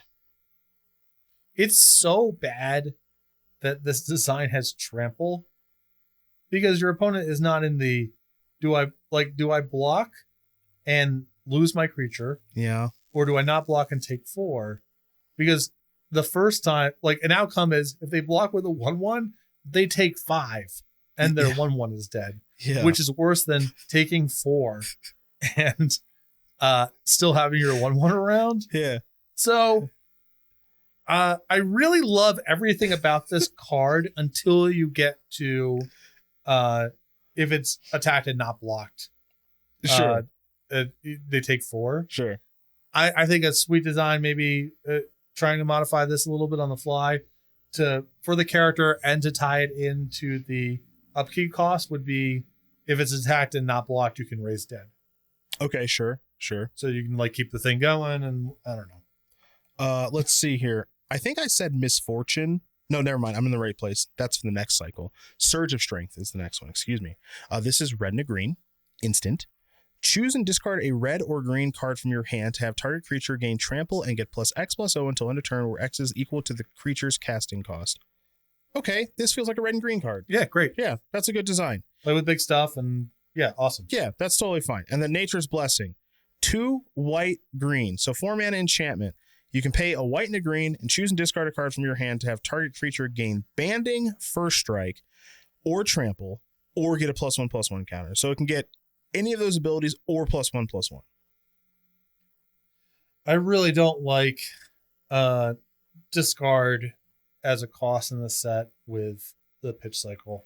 Seems a little too much. That card's also just not that much fun, because a lot of those abilities are like pretty close to one another. It's a lot of onboard complexity. Not a great design. All right. We have our last cycle. It's our tricolor spells. These are rare multicolored spells that have a mana cost that includes M, N, and O, where M and O are 2 colors of mana that are allied with N, a 3rd color of mana. Our 5 cards are just to give the reader at home a little bit of context, of maybe a simpler explanation of what that means. Go for it. The ultimatum cycle. It's a 3-color cycle where the core color is more loaded with pips than the other parts of the cycle. Yeah, so like Cruel Ultimatum is BBB, RR, UU. Yep. And all the ultimatums follow that convention. Yep. The same thing, except they're 2s and 1s instead of 3s and 2s. So our 5 cards are Feldigriff, Wandering Mage, Lord of Tressorhorn, Misfortune, and Winter's Night. So I'm going to save the Hippo for last because it's my favorite. So I'm going to go in reverse order here. Winter's Night. Let's see what this one does. White, red, green. Ooh, Enchant World.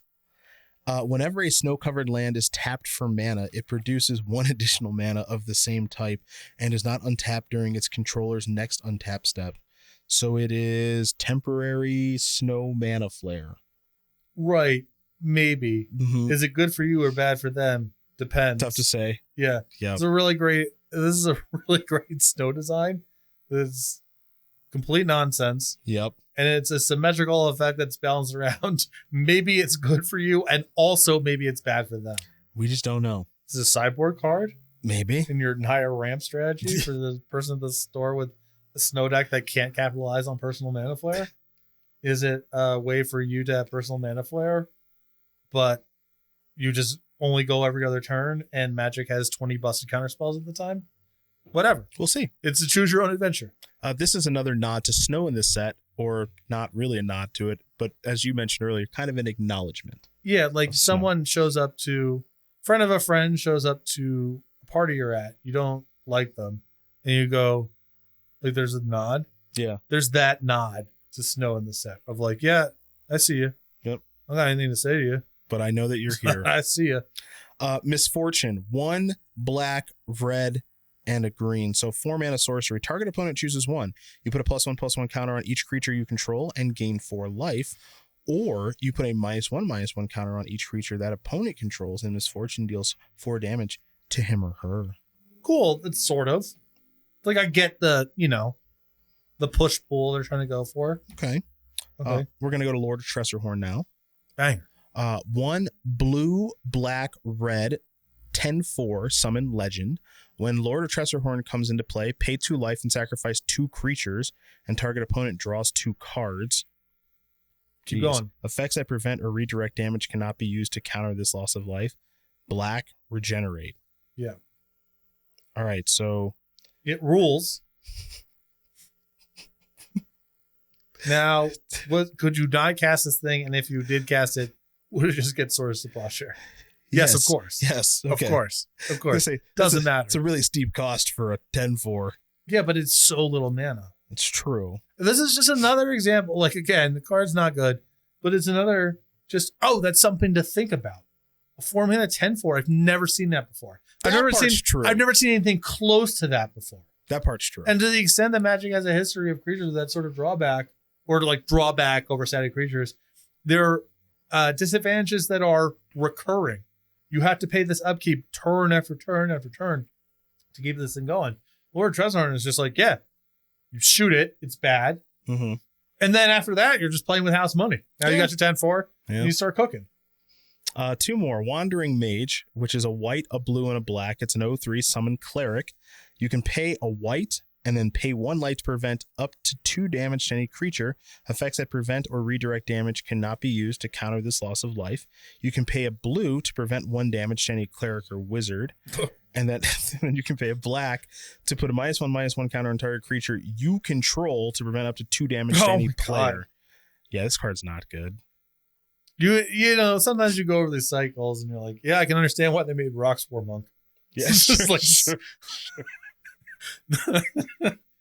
it's like, oh, I get what that does. Great. You just print a good card. I just go on living my life. It's fine. Maybe I'll play with that card. Maybe I won't, but I won't be thinking about it anymore. And then we have Feldigriff, the Hippo. 1 colorless, a white, a blue, and a green, 4/4 summon legend.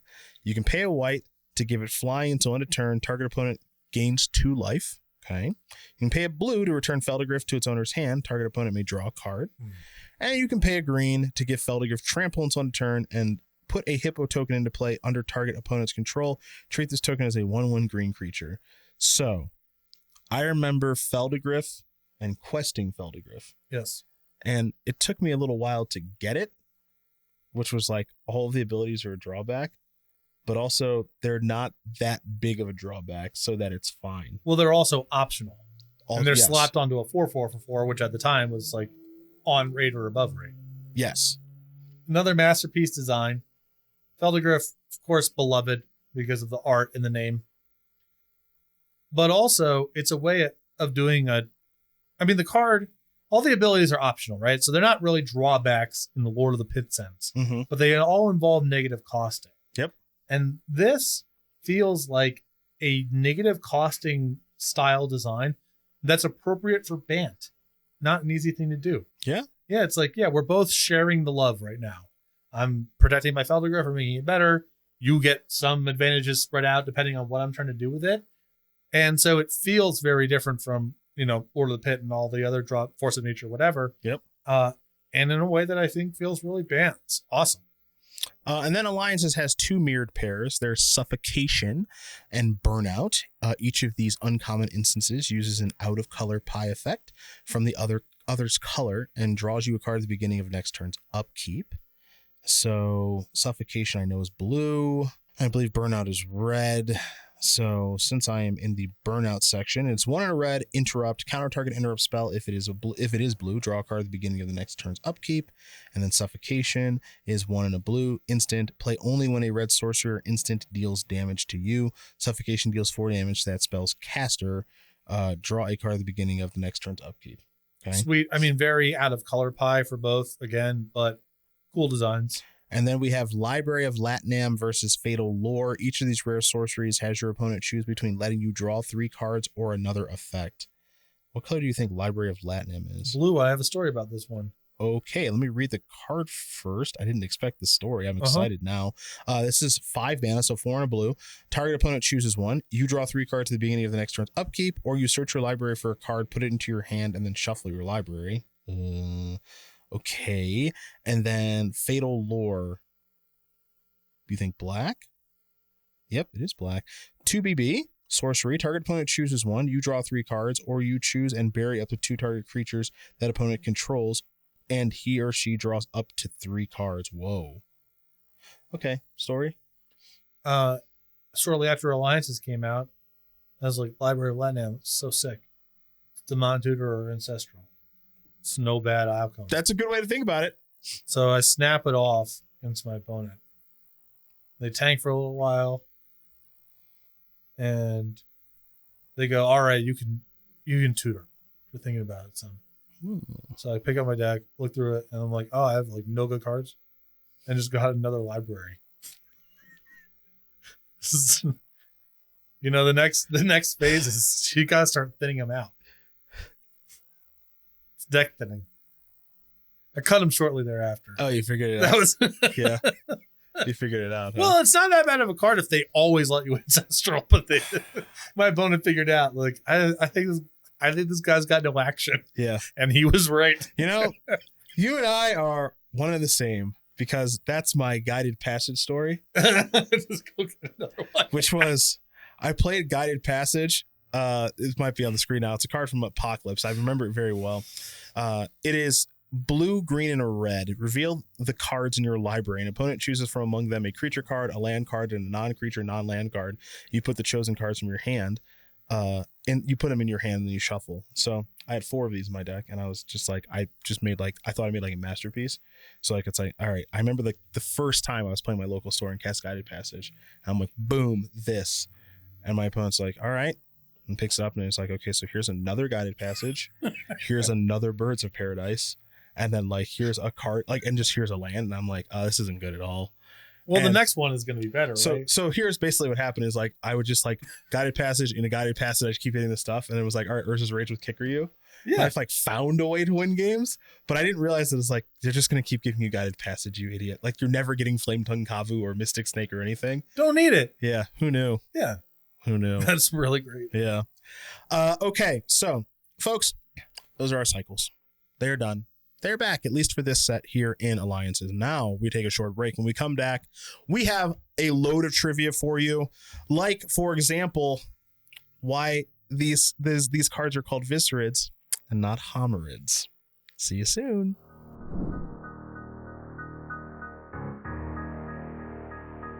All right, everybody. It is trivia time here on the Resleevables Alliances Edition. Let's jump right into it. Viscerid Armor and Viscerid Drone were intended to reference Homerids, but research showed that players did not like Homerids, Patrick. So the names of these cards were changed to Viscerid, which is supposed to be an advanced form of Homerid. You gotta just let it go.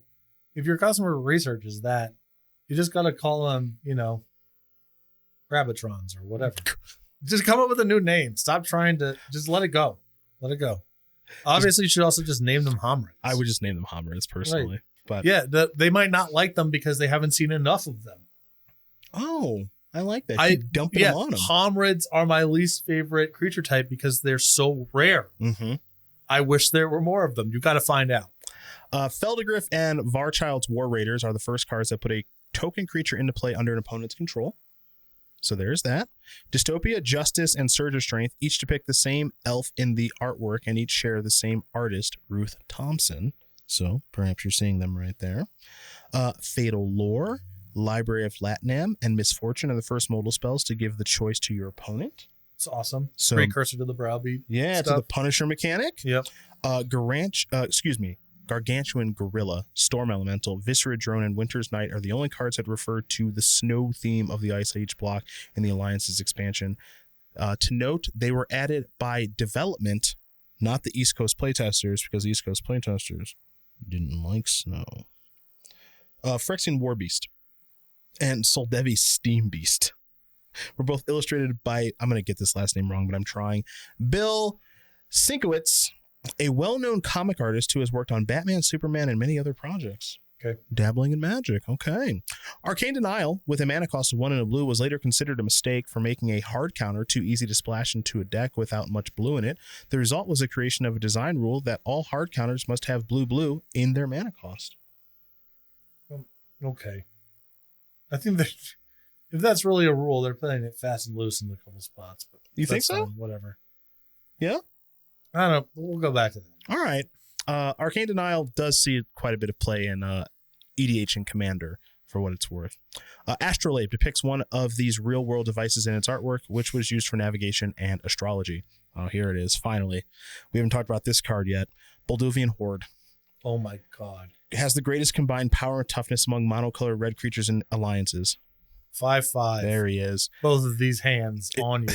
It was also distributed as a foil promotional card at the 1999 World Championships held in Yokohama, Japan. Any Boldovian Horde memories, stories? I wanted 4, couldn't get them, too expensive. Pre-release time for alliances. I kid you not, I think I'm joking. 4 Boldovian Hordes were worth a mox. Goodness. 4 hordes for a mox. I like that idea of just, yo, you got any Boldovian Hordes? I got a mox for you. Yeah. Someone find me little 4 for 1. Because Boldovian Hordes went for about 25 early on, and moxes were about a hundo. Sapphire and Jet were more expensive, but whatever. Okay. Yeah. That's awesome. Yeah. Oh, Juzam. that's Red Juzam. It is it, though? Bounty of the Hunt used to distribute temporary counters because the rules at the time didn't allow for a spell to target the same object more than once. There you go. Diminishing Returns is the first attempt at creating a fixed version of Time Twister and is the second member of the Power 9 to see such a revision. One of the reasons for Time Twister's power was its ability to reuse itself and other powerful cards repeatedly, so Diminishing Returns included a drawback to remove the top 10 cards of the library from the game in order to limit its ability to reuse these cards. Well, people still loved it. Yeah. And it's done a 0 in competitive play. Has been a Burning Wish target for combo decks at various points. Sweet design. I've got a little note here about Diseased Vermin that I want to click on. It is the first card with a triggered ability that triggers on combat damage, a trigger that is now common. So, you have to imagine that Diseased Vermin is black. I just want to read it real fast. Where are you? There you are.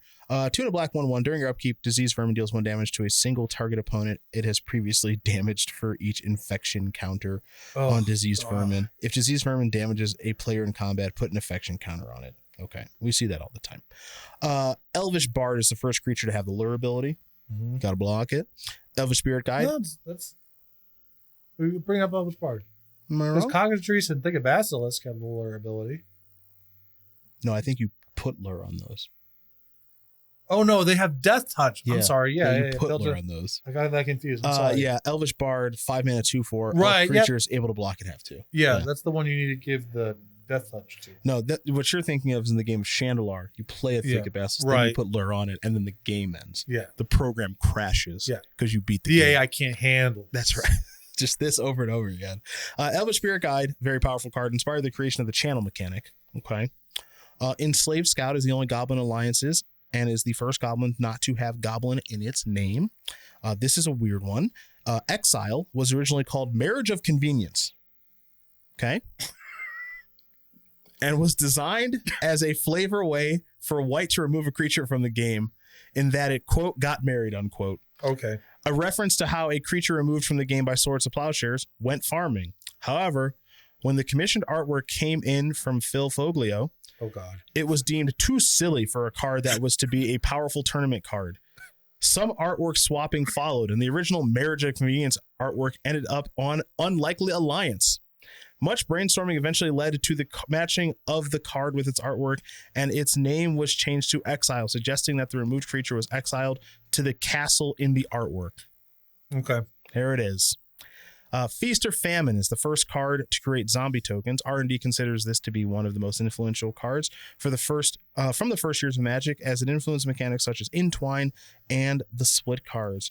For those of you not in the know, very quickly, Feast or Famine, which is probably in between me on the screen, 3 and a black, instant, bury target non-black, non-artifact creature, or put a zombie token into play. Treat this token as a 2/2 black creature. Awesome design. So you've got some decisions. Now we see cards like that all the time. Force of Will. Well, its playtest name, Patrick, was Gorilla, Gorilla, Gorilla, Gorilla, Gorilla, Stop That. It's really it's something that I really appreciate about this historical retrospective is starting to get more and more of a real sense of just how big of nerds and dorks the people working on Magic at the time were.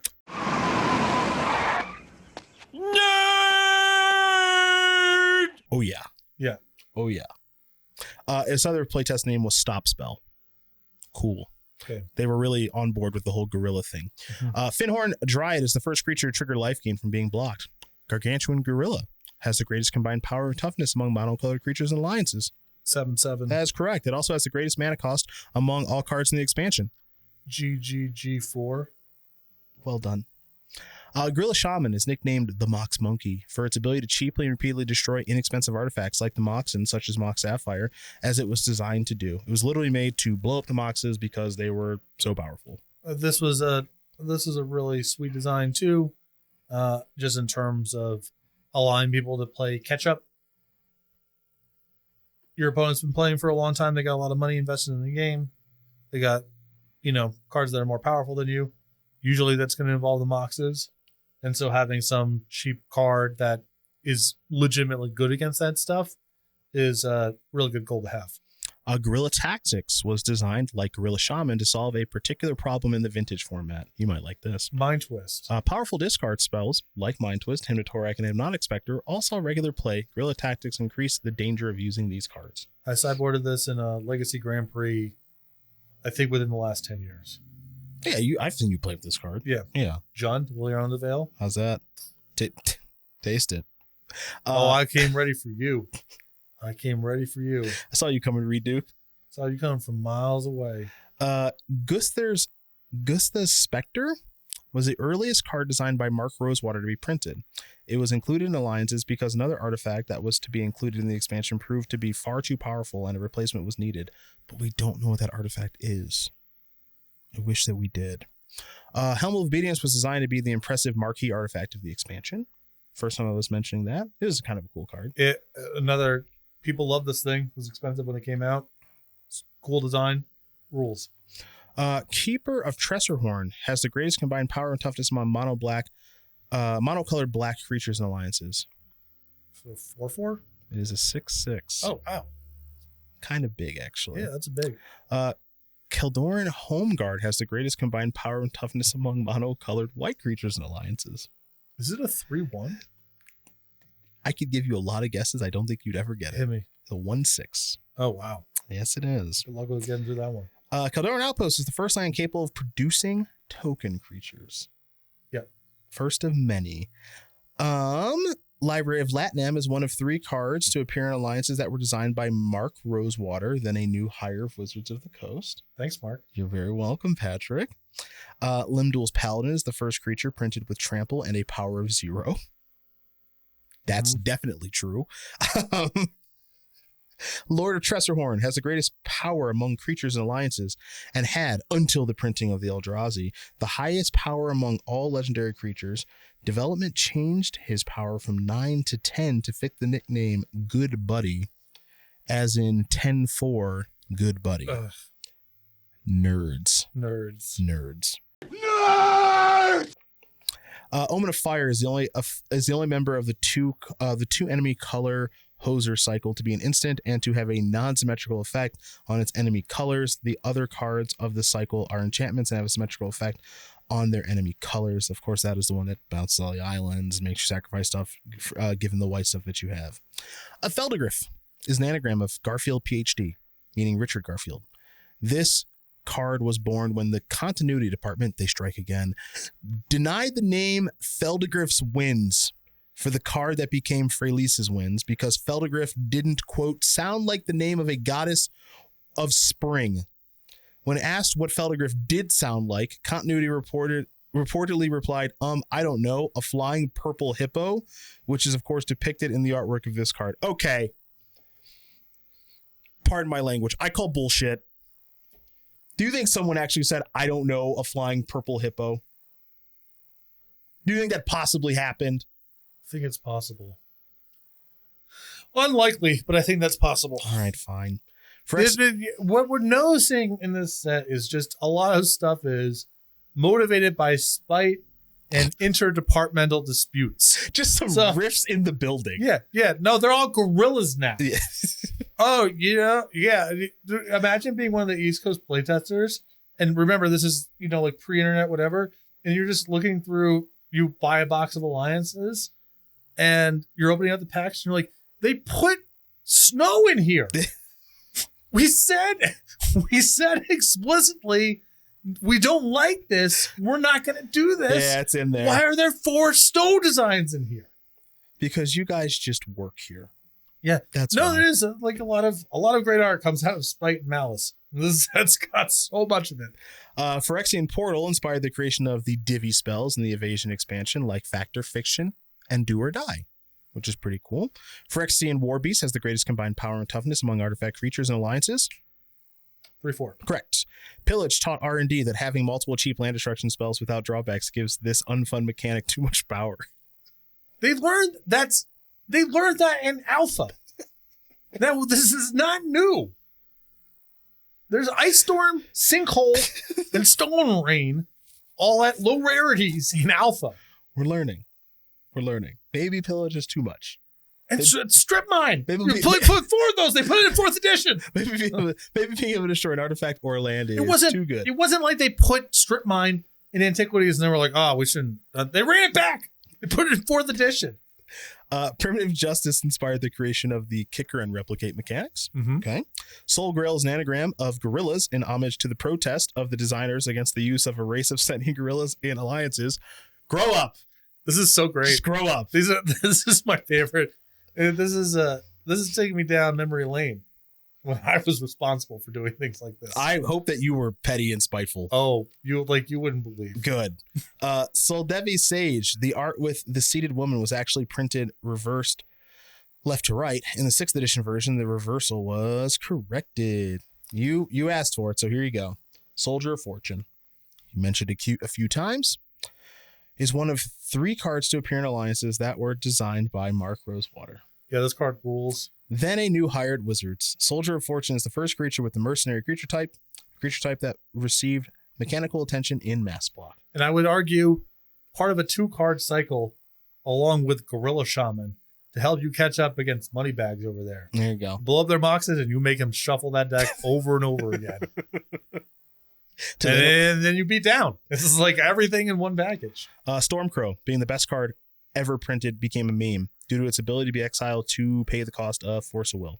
The joke at the time was that just being blue made a card better than any non-blue card. Force of Will was so good, anything blue you could pitch was better than even powerful cards of other colors. Later, people came up with more and more elaborate justifications for why it was the best card ever. You think that this is a joke. This is true. I lived during this time. Don't exactly remember when it started or when it ended, but there was a time when everyone was like Stormcrow's the nuts. As like a joke that, as you can tell, not that funny. Yeah, I never, my friends and I were too funny, so I never heard any of this. Yeah. But, in more recent times, I've become familiar with the meme at least. Storm Elemental has the greatest combined power and toughness among mono-colored blue creatures and alliances. 3/4? Well done.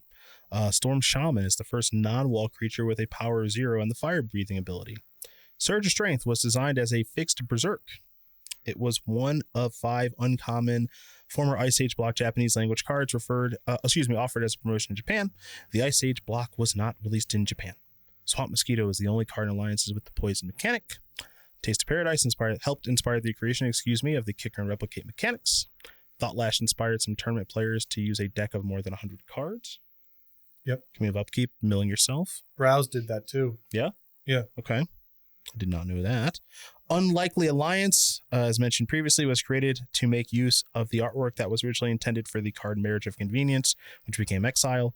Wandering Mage is the first card to reference either clerics or wizards. Winter's Night is the only world enchantment in alliances. And your boy, Yavimaya, is sometimes called the Green Ball Lightning, and was the first green creature with haste. It was one of 5 uncommon former Ice Age block Japanese cards offered as promotion in Japan because, again, the Ice Age block was not released in Japan. Now the Green Ball Lightning is Groundbreaker. Lame. But Yavimaya Ants is the original. It's the OG, baby. Everybody, that is your trivia and fun stuff for the set, which means we are heading on to everyone's favorite part of the show. It is the award show for alliances right after this.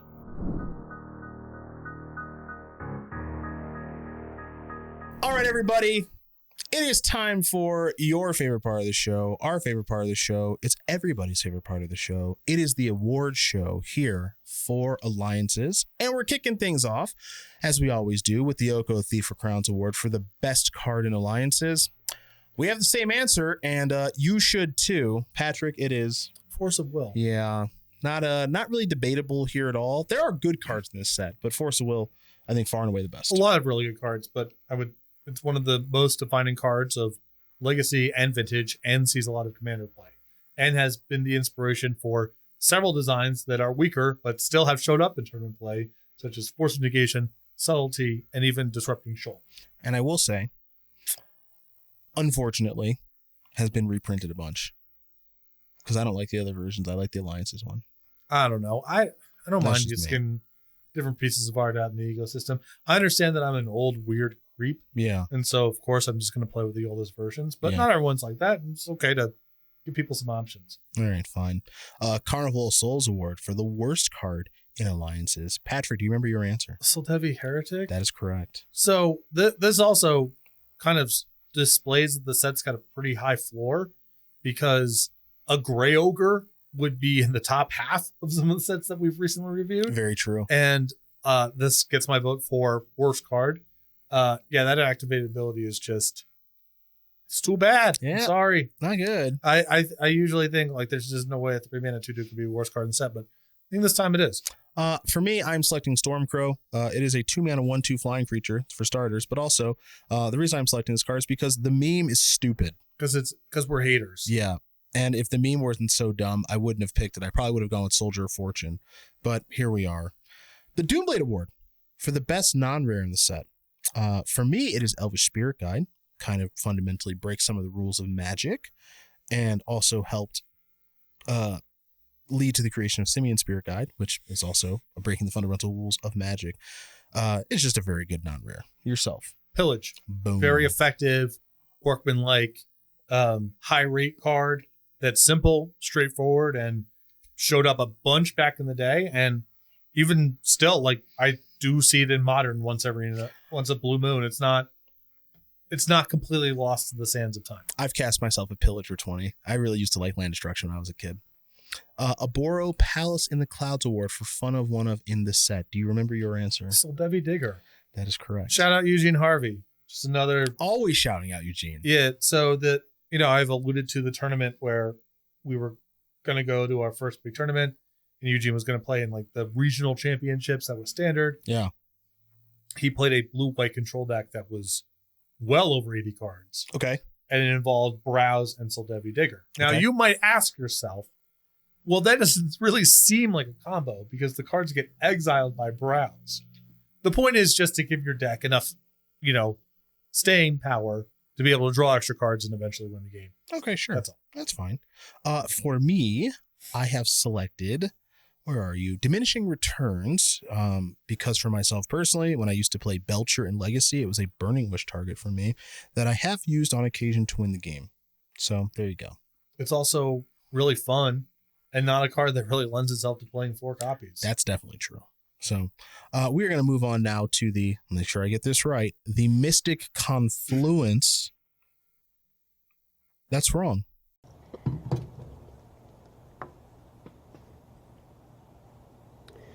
My disappointment is immeasurable, and my day is ruined. Wait. Now I'm second guessing. No, it's right. It's not Mana Confluence. It's Mystic Confluence. I got it right the first time. Award for best vintage cube card in the set. You know what they say, what they call it in baseball? You got the yips. I do. Something about that award is just driven you up. Calling myself Chuck Knobloch over here. Mm-hmm. We have the same answer for best vintage cube card in the set. It is Force of Will. Yeah, it's not really that close either, unfortunately. Force of Will, real banger. Might win some more awards here. Mm-hmm. Smothering Tide Award for best commander card in the set. Hit me. Either Feldergriff or Lord of Treasurehorn. Yeah, your choice. You went with Feldergriff. You could choose, but those cards are cool. They're original 3-color legends. They're, in the case of Lord of Treasurehorn, something fun to build a deck around potentially. In the case of Feldergriff, very multiplayer friendly sort of design. Yep. They're both awesome. And if you cut them as your commander for the most recent 11-lined whatever gobbledygook out of the latest Commander thing. You're soulless. Sorry. Good use of gobbledygook. Doesn't get enough play.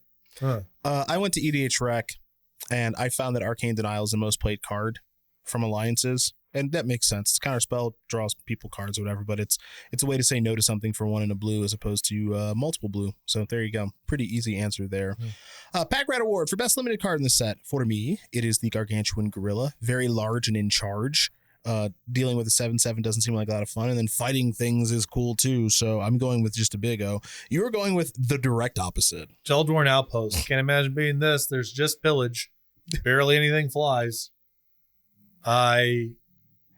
This one. There's not a lot of good creatures in the set with trample. True. Really struggling to see how you're beating this one. I know in our pre-show we mentioned Bolduvian Horde maybe being an answer, and Patrick said, well, the Outpost beats that. Yeah. Which is true. Yeah. Just chump block that all day. We have the Char Rumbler Award for weirdest card in the set. You selected Limdol's Vault. That's correct. When you explain it, it is not the most confusing thing, but the text box it comes with some baggage. It doesn't read well. No. It does not read particularly well at all. It is powerful, though. I have played it in Legacy before. It's a good card. Yeah, but for sure. It's a little confusing. For me, it's Nature's Blessing because I don't know why we have banding still in Magic at this point, but the fact that you can discard a card to give something banding is a little weird to me. You can also give something first strike or trample or +1/+1 counter. I'm going to assume that banding comes up the least unless it's awesome and then it's the only thing that you use. Another thing about this card that is not great is you have 3 abilities that make sense to use at instant speed. Yeah. And then one which you have to do before combat to do anything with. It's also true. All right, let's set it up.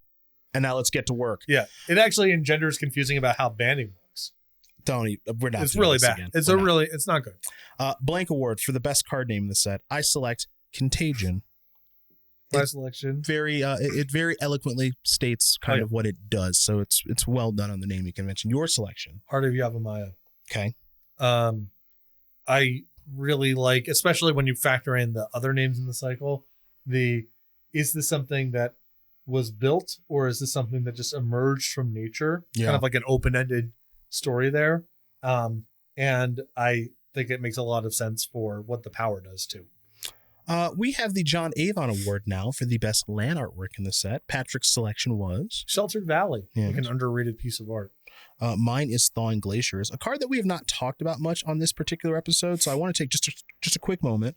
You lived during this time.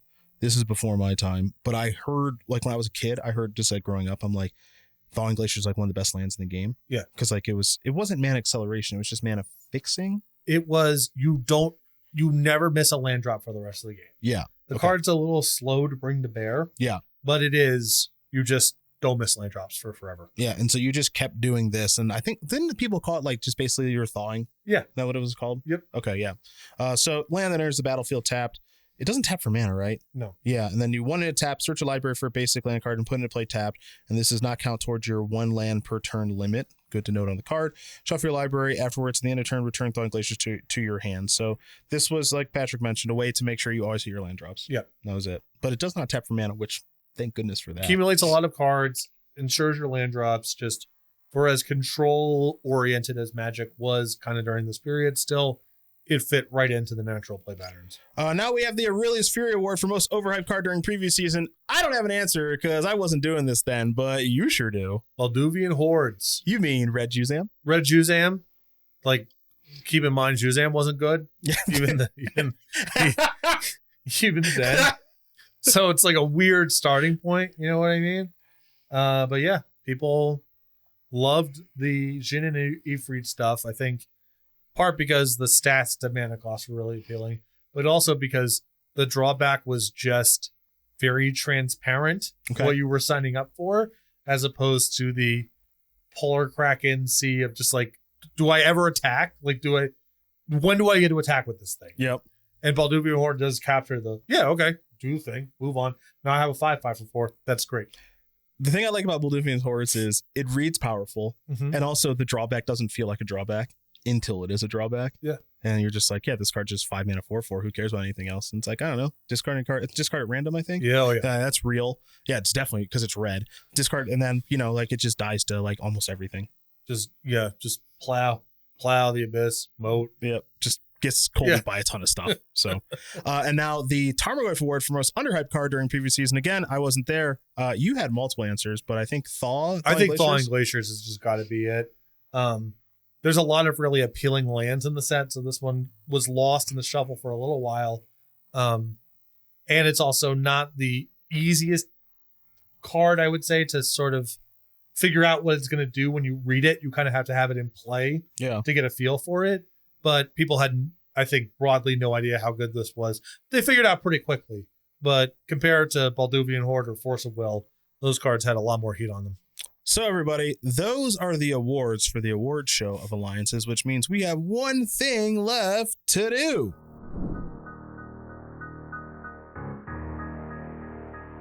Alrighty, my friend. What card won alliances and why? I'm going to give it to Force of Will. All right. One of the most iconic cards in the game's history.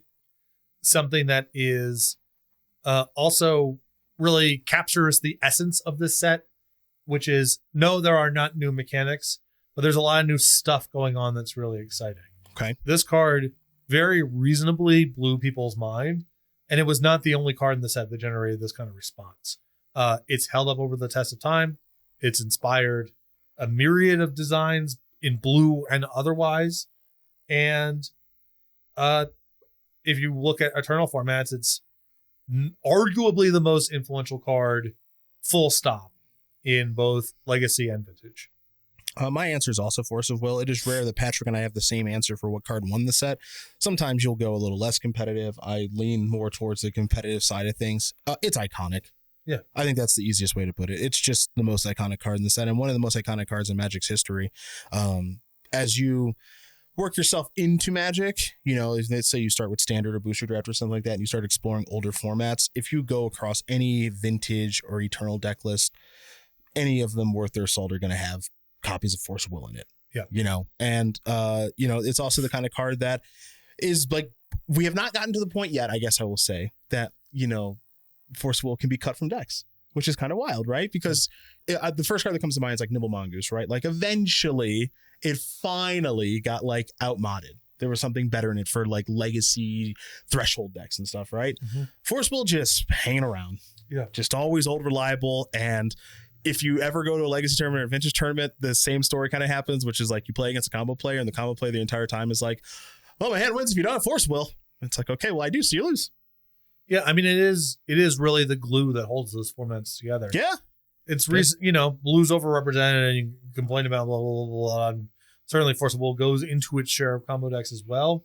But I can't even imagine what the ban list would have to look like to make Legacy playable in the absence of Force of Will. Oh my god, I have no idea. Not hard to turn one, people. No, it's easy. There's a lot of ways to turn one, people. Yeah. And Force of Will does, in its own way, glue things together into a relatively healthy and stable place. Yeah. And for those of you who might be sitting there saying, well, there's Force Negation now. Force Negation wouldn't solve every problem. That's the other thing. Force of Will solves every problem because it counters everything, and Force Negation does not. So without Force of Will, at the very least, Legacy would be a bit of a disaster. And, the easiest way to explain that is think of the games for the opponent doesn't have Force of Will. You win them quite easily, in fact. So people still play combo decks. They do. Yeah, they do. Not, yeah. Whatever. We're going to give this set a grade now. So I am going to very quickly give this set a 7. Again, I was not around during this time playing Magic in a meaningful way. I do know a lot of the cards in this set and their impact on the game and everything, but the thing that I wasn't really around to feel was how much this changed the course of Magic history. So it's hard for me to give it a bigger grade like an 8 or a 9 here.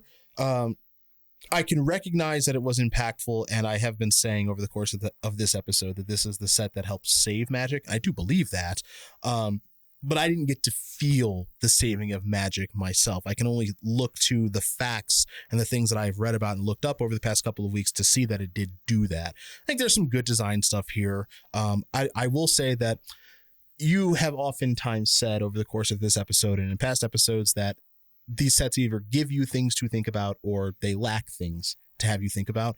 This set does actually have some weirdos in it where you're just like, I wonder what I can do with that. Where if you look at Homelands, I don't really think you ever ask yourself that question, or a lot of the sets previous to it, it was just, okay, these sets don't matter. We're just going to play the cards from the old sets and keep going. Where at least with Alliances, one, it's a breath of fresh air because it's the first set in 8 months from Homelands, but also there are cards that are cool here that make you think about doing things that you weren't doing before. And I think that's really worth a lot. And Magic really needed that. I agree with all those points. I gave Alliances a 9. Part of it was, I'm pretty close to this personally as being one of the players that we've sort of talked about on the show of just being around Magic and just feeling the game getting worse and the sets being less appealing and, product not selling through and all that kind of stuff. And Alliances being just an awesome shot in the arm. I also really appreciate how great the cycles are. There's just a lot of stuff to latch onto, and the lands and the pitch spells in particular are major steps forward in terms of Magic's design space that still gets mined today. And the last little bit that I think is an unappreciated part of this set is, of course, Force of Will, Eldorn Outpost, Lake of the Dead. Like, there's some high visible cards here. But if you go a little bit further down, you start running into things like Arcane Denial, Pillage, Exile, just useful cards. There's just some good role players. The set is full of useful cards. Yep. And not in a way that's inflationary either. Yep. It's like, compare Stone Rain to Pillage, okay? So most of the rate of Pillage is that it's just Stone Rain. Okay. 3 mana sorcery, destroy an artifact is not very good. But first of all, the second red mana symbol gives you plausible deniability. Okay. And actually matters for decks that want to ramp into a turn 2 Stone Rain some amount of the time. And it's like, oh, okay. They're not just giving us Demolish, let's say. Where it's, okay, that I guess I could do something with this, but it's clearly worse than Stone Rain. Mm-hmm. So much of what makes particularly Homelands an issue is just, I've seen this, it's worse than the one I've gotten before. And there's so many ones in here that maybe are worse than the one before, but they're at least different, but also close enough in power level that it's like, oh, this is a twist on something I'm familiar with. Sure. It's not just a RC Cola counter spell or whatever. Sure. It's like, this is a real thing that I could do something with. RC Cola catching strays out and here. and the set's just full of, oh, that's useful. Yep. Oh, okay. And it also has a pretty deep well of like, oh, that's something to think about. That's Soldevi Digger is another, like, there's a story there that's really easy to understand. And it does start getting those creative juices flowing a little bit. Like, what would I do? Normally putting things on the bottom is not that valuable. I'm not going to see the bottom of my deck. Oh, maybe I'm shuffling. Maybe I have some way to tutor. Maybe whatever. Yeah. It's like the set's just littered with that. The cards are also, certainly compared to its predecessors, clean and straightforward, easy to read. None of them are you sitting there trying to figure out how the card works. Yep. Except for maybe Lindul's Vault, which is fairly simple in practice, even if the first read is not great. So simple, clean, straightforward. Tons of awesome new mechanics, if not keywords as such. I actually think we're going to do a nod to Snow, but not do anything beyond that is correct. Okay. It would be weird to do 0, but leaning into it's bad. So just a little bit sprinkled in. That's perfect, I think. Okay. Really well executed set. A lot of great stuff here. Yeah. This is a big help, I imagine, at the time to people who still were really invested in Magic and wanted to play it. And now they get their new set after 8 months. And there's a lot of cool stuff going on here, which leads us, I believe we have them. It's these guys. Yeah. So this is, okay, well, this was not by design, but this is a pack of Mirage. And this is where we're going next. Now, again, I wasn't really around during this time in any meaningful way, but I will say this. The artwork on this, do you know this card? Grinning Totem. This is Grinning Totem. Now, this probably doesn't mean anything to a lot of you, but for a time, this was a really expensive card. Oh, yeah. And I opened one in a booster pack, and there was nothing you could do to get me to trade it. Because I think like InQuest said it was like $30 or something. Yeah, it was when the set came out, most expensive card. Yeah, and I was like, oh my God, I opened one of these and I'm never getting rid of it, and I wouldn't even play with it because I was just like, this is so valuable when I was a kid. So I just protected it with my life, and I don't really know Mirage's impact on your life or anything. I'm looking forward to discussing that with you, but I know it was a big deal. First set I ever drafted.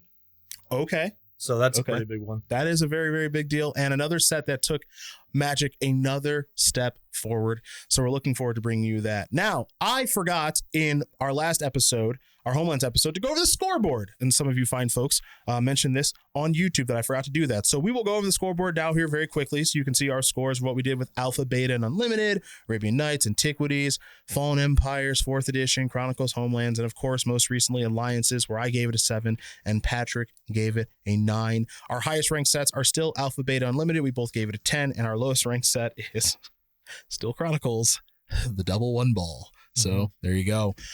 Mirage coming up next. And of course, if you haven't yet, you can subscribe to our YouTube channel where you're watching this wonderful show at youtube.com/theresleevables. You can also follow us on Twitter at twitter.com/theresleevables.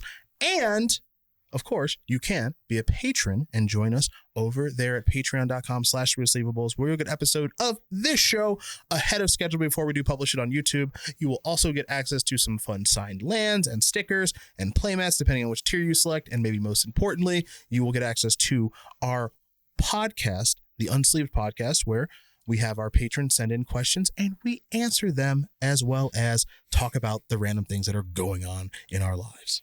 Well, I would say that's the second most important thing beyond getting entered into these pack drawings. You may notice that Cedric and I are holding up 2 booster packs apiece. One of these will be opened on stream, and the other will be given out sealed to one of our patrons at the $10 or $25 level. So if you're interested in getting drawn for these upcoming boosters of Alliances and Mirage, and we got more action up here in the queue. Yeah, you don't even see this. You don't even see. Yeah, but I give you the Shivan Dragon right here. 5th edition. Ever heard of it? Yeah. Visions. This is the set that has jump in it that we couldn't stop laughing about? Yeah. Okay. Yeah. And then we got Visions packs too. Weatherlight sealed over there. We're all, we're way ahead of schedule on these boosters. So interested in getting drawn for that, you can go over to Patreon and sign up at the $10 or $25 tier.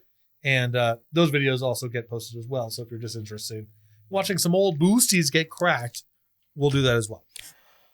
Well, everybody, that is Alliances here on the Resleevables. We want to thank you so much for watching. So for Patrick Sullivan, I am Cedric Phillips. We will see you back here for Mirage very soon. You should be heading over to toamagic.com. That's talesofadventuremagic.com. Also, make sure that start over. We can start over. Okay. No problem. Fuck. Hold on. Here he comes. Here he comes. Jesus, that was bad. Okay. Hey, this is the best part of recording this stuff. All right. We can fix it. All right, here we go. We, of course, have to start with the facts of our wonderful sponsor, Tales of Adventure. And that number one fact is that you should be going over to toamagic.com for all of your singles and supply needs. Also, be sure to make fucking shit! Ah! All right, I'm sorry. We'll try again. Fucking unbelievable. Number 3.